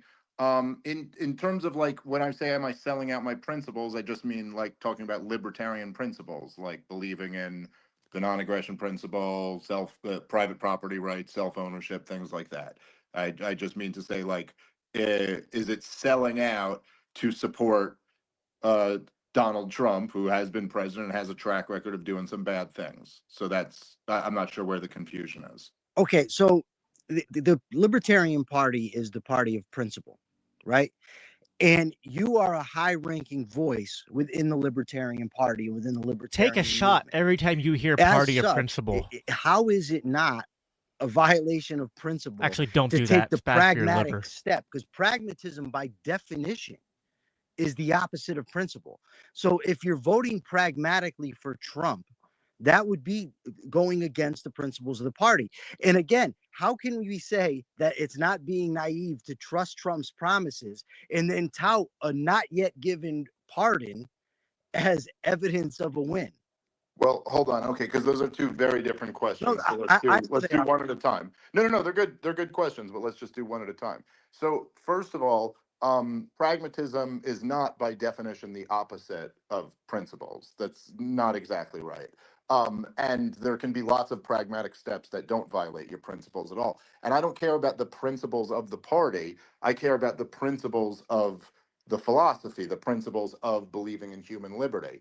And no, I do not believe, like, to answer the question of the spaces, my answer is no. I don't believe it's selling out your principles at all to vote for a preferable candidate. I don't think that that is an endorsement of the bad things about a candidate any more than if you were locked in prison unjustly and they said you're either going to get beat 10 times or 5 times today, but you get to pick. If you were to pick 5 times, I don't think you're compromising on the principle that I'm not supposed to be in prison and shouldn't be getting beat right now. You're simply in a situation that you don't wish to be in. You're forced into that situation, and you're making a decision about what is the preferable, realistic outcome that's happening here. So I don't think there's a contradiction in the principles. And in terms of talking about the wins, well, what I was saying before is that, look, as has been my entire deal through my whole career, I believe that ideas matter, and I believe that certainly statists believe that, and that's why they use propaganda, because it's very effective. And I believe that inserting ideas into the world is real, is tangible, and matters, and moves history. And the fact that the debatably, besides Trump, most famous human being in America right now, Elon Musk, who owns Twitter and has totally, like, single-handedly thrown a wrench into the plans of the censorship regime. The fact that this famous motherfucker is now leading a where should we be cutting government, like, unofficial department, I think that's a real win. And I think it's crazy that anybody in the Libertarian Party wouldn't think that's a win. Like, if any Libertarian candidate got that type of free press for the idea of cutting government, we would all be celebrating it as the biggest win in the party's history. So, yeah, I do take that as a win. As far as Ross Ulbricht, listen, man, none of us know for sure. Maybe he doesn't come through on that promise. But he made the promise. A lot of people around him have brought it up since then. Angela's just telling you he said he's going to do it again. I mean, like, okay, so we're hoping he does. And yes, if he does, that's a huge, huge win. And for the record, if he doesn't, I'm very confident we will all be leading the charge in absolutely obliterating him publicly. So hopefully it gets done. We'll see. Of course, and it's not like this was just a one and done. I've been in regular communication with people at Mar-a-Lago on his team, his staff, for like a year now. So it's not like this is just some crazy pie in the sky thing. He came out, said it, and disappeared. And Kennedy is also fighting very hard for us, I will say, and he's on board with making all of this happen. So I'm really excited about that. One thing I don't quite understand is that if you're prioritizing domestic policy, like Angela said that, oh, I guess we'll have to wait till 2028 to get any traction on foreign policy, then why wouldn't you have supported every other Republican presidential nominee? Like, there's no real reason why you couldn't have supported George W. Bush in 2000 or Mitt Romney in 2012 or Ronald Reagan for that matter, because they were probably more likely than their Democratic opponent to institute some deregulation that is more favorable to corporate interests. Correct. None of Correct. them. I mean, Also, none of them are surrounded by Michael, J.D. yeah, Vance like, and Vivek Ramaswamy and RFK Jr. and Tulsi none, Gabbard, and the list goes on and on. also none of them, and A Michael, come on. European-style regulatory regime for food? Like, is that what libertarians support? Now, I guess I'm confused about some of the internal coherence of this. I'm confused well, about hold on, why let me you're just- confused. Yeah, I mean, it just like Michael, it at a certain point it almost comes off as like a little disingenuous, because obviously Donald Trump is something unique. It's not like, whatever you feel about him, he did in many ways represent a break with the kind of traditional neoliberal, neoconservative foreign policy consensus. And no, he's very, very far from perfect on that, and he's made a lot of mistakes and put a lot of bad people around him, but he's also a candidate who has, like, been viciously attacked by the intelligence agencies in a way that no candidate in our, or no president, I should say, in our lifetime has been. He represents something different. So no, it's not the same as just supporting Mitt Romney or supporting George W. Bush because they say a thing here or there. And then the other point that it's not exactly true that Angela is conceding there's nothing on foreign policy. She's conceding that there were some bad foreign policy picks. But, like we said before, there is a real, the chance that Donald Trump brings an end to the war in Ukraine is something real. Now, I'm not saying it's 100% going to happen, but there is just no question that he is light years better than a continuation of the Joe Biden administration that's gotten us into this whole Yeah. mess. So, When did you ever hear Anthony Blinken, Kamala Harris, Jake Sullivan, Joe Biden ever say, I want the people to stop dying? I mean, that doesn't mean that Trump's going to end it, but it was quite crystal clear that it was going to be a continuation of the status quo, and in fact, an increase of that, as we've seen over the past 10 days. It just seems as if you're intentionally downplaying what a risk we are facing when it comes to Ukraine, and then I'm not also downplaying that downplaying at the all. chance. I've covered that extremely closely for the past 2.5 Well, years. That also well, entailed me covering that's Donald why. Trump and his record, and I just don't think it matches up with this kind of fanciful notion of what he's likely to do. I mean, maybe the war will end through attrition. I'm not necessarily denying that. I haven't heard Jake Sullivan or Anthony Blinken say that they want to bomb Iran to smithereens. I did hear Trump say that. And I'm also not denying that Trump represented a break with certain orthodoxies, but not as it related to domestic deregulation. I mean, that's been a Republican Party conservative movement orthodoxy for decades. So my question was, if that's what you're prioritizing, if you want a bunch of deregulation that are amenable to corporate interest, I just don't see why that should preclude supporting any other Republican. sorry, Angela, I gotta cut this thing off here, but I've got to go off. I've got to go soon too. Okay, listen, I want to just thank everybody who was a speaker, and thanks everybody for listening. Appreciate the lively back and forths, and I'll try to do another one of these real soon. All right, have a good night, everyone. Thanks, Good night, guys. See ya. Alrighty. Well, I'm still going here over on the YouTube. That was an abrupt end to the space. Here, let me remove that, and I can go back to full screen, blow my giant head up for you guys. Yeah, so that was I don't know. That went differently than I expected. I tried to let people up there like Jeremiah and Monhop and others who I thought would at least bring interesting, different critiques than what we typically hear. Before I sign off, I guess I'll just kind of give some of my own little thoughts here at the end. I suppose it's kind of I had a chance to briefly say this in the space, but I just feel like I don't know what the alternative being offered is. And I've heard, and I know Jeremiah and others want to talk to me about agorism and, non-political anarchist-based solutions. Listen, Jeremiah, you're not even the only one. I mean, like, within my own sphere, within LCI, I'm actually kind of the minority, or yeah, I'd say a minority, not like a not I'm not like the only one, but I am only one of a couple who think that there is a utility to political action, and some of it's recent. Like a couple of our people have actually really recently had a hard turn towards just like there is no political solution, and the only thing we can do is build counter institutions. Listen, I'm not against that, but I don't think that agorism is going to end the war in Gaza. I don't think that agorism is going to free all the prisoners political prisoners we have. I don't think it's going to free all the nonviolent drug offenders that we have in locked up. I don't think that it's going to prevent the encroachment of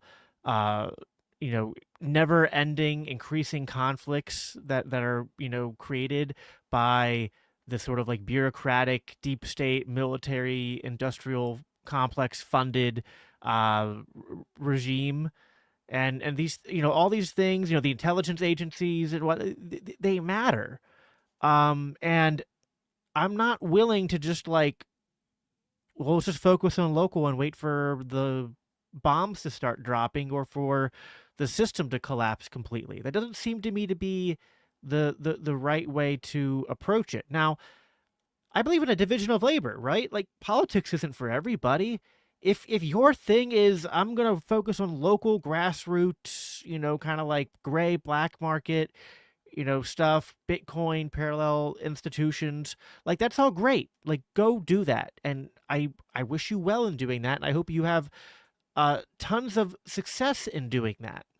What I don't think is viable though is to say that that is all we need. And listen, that goes the other direction. Like and listen, this is why I've always, and I butt heads with the Mises Caucus occasionally. I don't always like I don't I never accept marching orders from Michael Heiss. Actually, it's funny because Heiss and I have had many disagreements, some public, some private, including me not supporting Rechtenwald. I kind of like really tried to get on with supporting Rechtenwald the same way I tried supporting Chase, but like at the last minute with both, I was like, I can't do it. Like I mean, anyway, for reasons I won't get into here. But what I've always appreciated about Heiss, what I've always appreciated about the Mises Caucus, is that it is a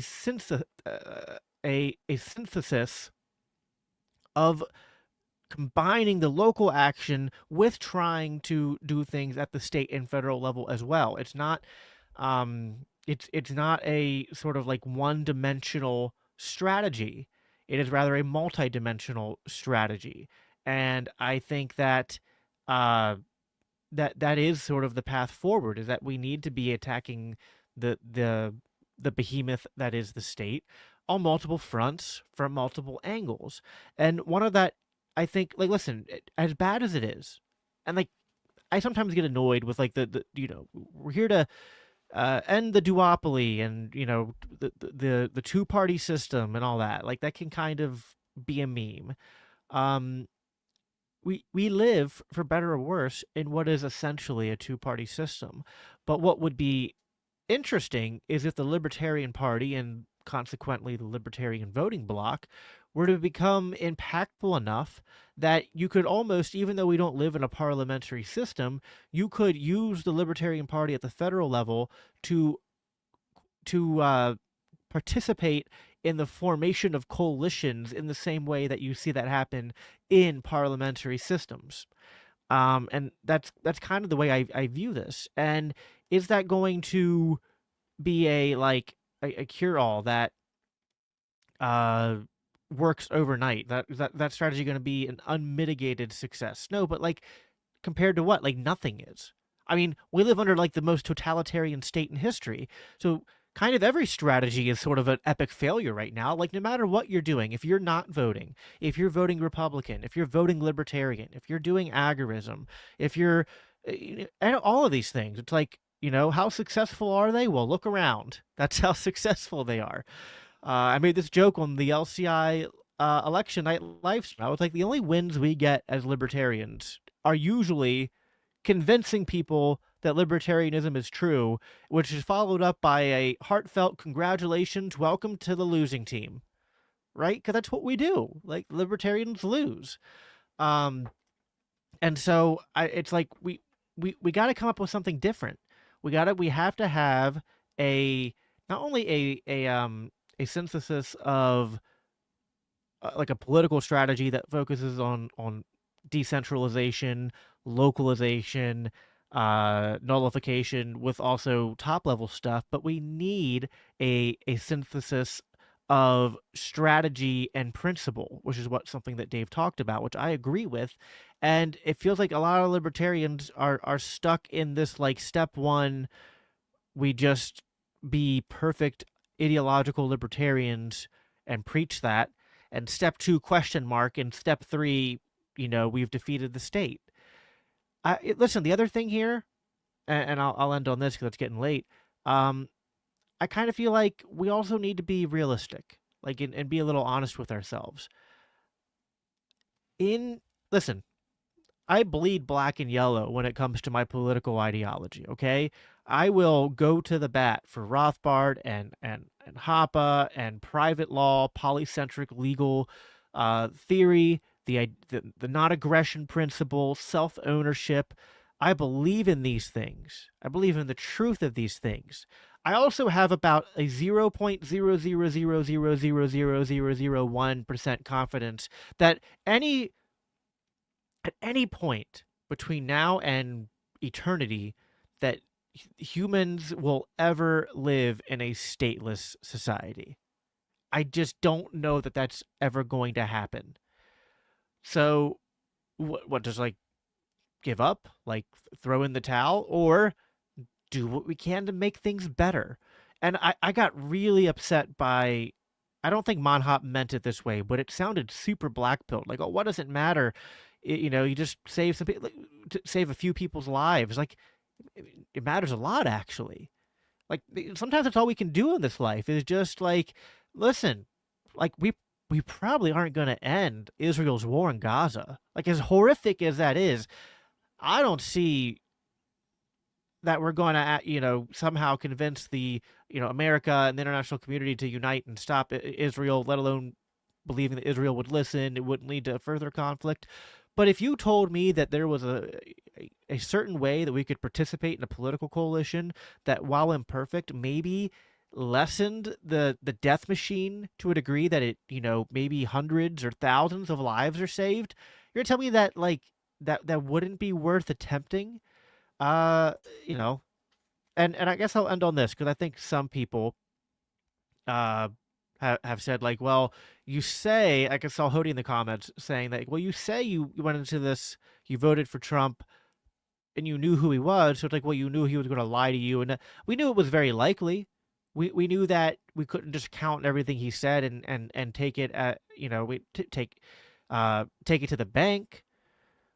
But unlike and this is what the space kind of ended on. It was like, we don't typically, like, you don't actually usually see Dave or me or others saying, yeah, just vote for the lesser of two evils. Because usually it's like, Barack Obama versus Mitt Romney. It's like there's there is no upside to either of those.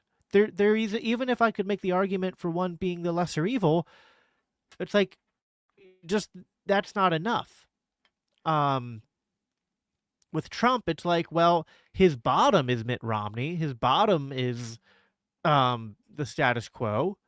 But even his last term wasn't quite that. It was still very bad, but it's different. Like, that's, and I think Dave said it perfectly. Like, listen, I think Angela's in a position where she has to defend RFK as a libertarian.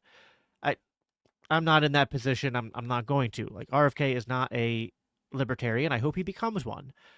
But as much as he's not a libertarian, as much as, let's just, all of them, Tulsi, Vivek, Elon, RFK, not Gates anymore. I'm sure I'm forgetting some names. I'm exhausted. This coalition, and the, I talked about this all the way back at Rescue the Republic, which I know Jeremiah and Hody in the comments and others disagreed with me with, but what I saw there was a coalition of people who are not libertarians, but that are definitely the people we should be messaging libertarianism to more than ever, and B, they are a coalition that represents significant change if that coalition's will can somehow be represented, even to a small degree in federal and state politics. Is it gonna be libertarian? No, but not all paths of statism are equal in their deviation from core libertarian principles, right? I mean, we could go to the extreme and be like, we'd obviously, as ANCAPs, prefer to live in a constitutionalist, like strict constitutionalist republic, like we followed the Constitution the way it was written, rather than what we have today, right? We'd rather live in a minarchist state than a communist state. So I guess all that to say that we can make, because we can make those different differentiations. I'm not black, even though I don't think we're ever going to live in a stateless society. I'm not black pilled. I think that we can make things better. Not perfect, but I don't know. I mean, I guess this is maybe where I'm a Christian. I just like, like, so even though I criticize the premillennial and postmillennial Christians because they go too far one direction or the other, like the postmillennialists are like, you know, on the worst end, they're the Christian nationalists who say that we need to usher in, basically a Christian nation, which means a Christian theocracy, and I oppose that. But I also oppose sort of like the premillennialists who are just like, well, everything's just always going to get worse until Jesus comes back and raptures us and all that. And I'm being oversimplistic here. I'm overgeneralizing, but my point being that actually no, like I'm not so like white pilled that I'm like, oh, things are just going to keep getting better and better, and if it doesn't, we're going to make it happen through, force, like the Christian nationalist post-mill types. But I'm also I'm not a black pill dispensationalist or a premillennialist who's like, well, things will just keep getting worse until Jesus comes back. But what I will say is that even though I think we can make things better, because I'm a Christian, I do believe that we won't have a perfect earth or a heaven on earth until Jesus comes back. So there is a cap to how much good we can do. But on the flip side, there's good we can do. So we should try to do that.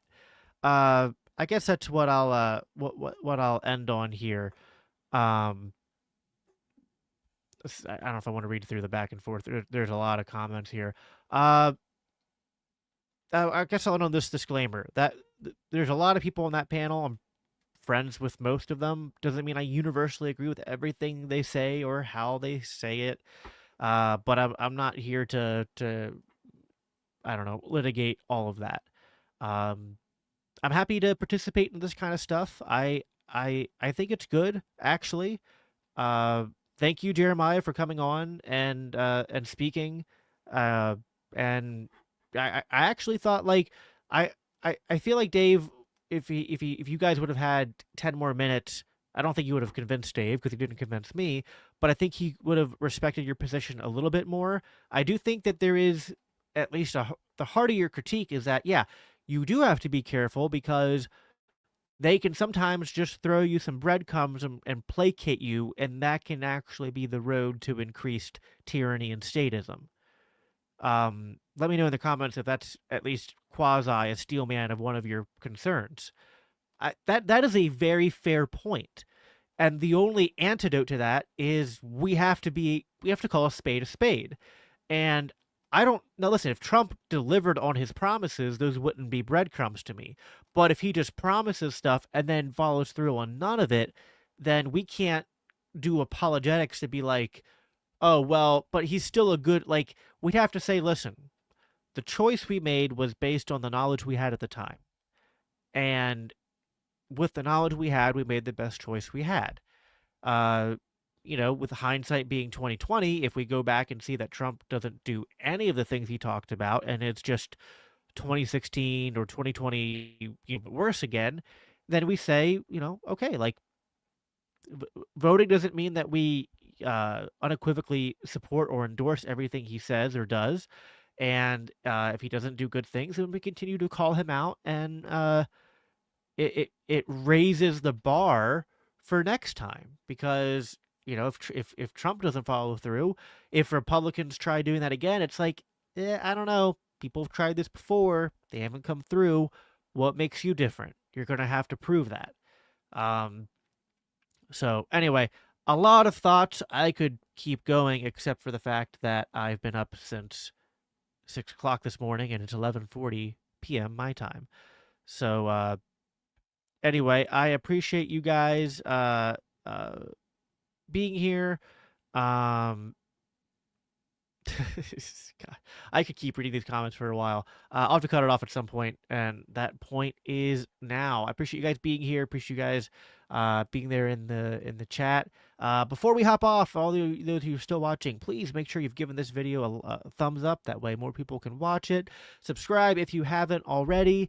I got a couple of big shows coming up this week. Nothing tomorrow, but then Tuesday, I have Kyle Anzalone coming on from the Libertarian Institute, and he's going to catch me up on things Israel, China, stuff like that.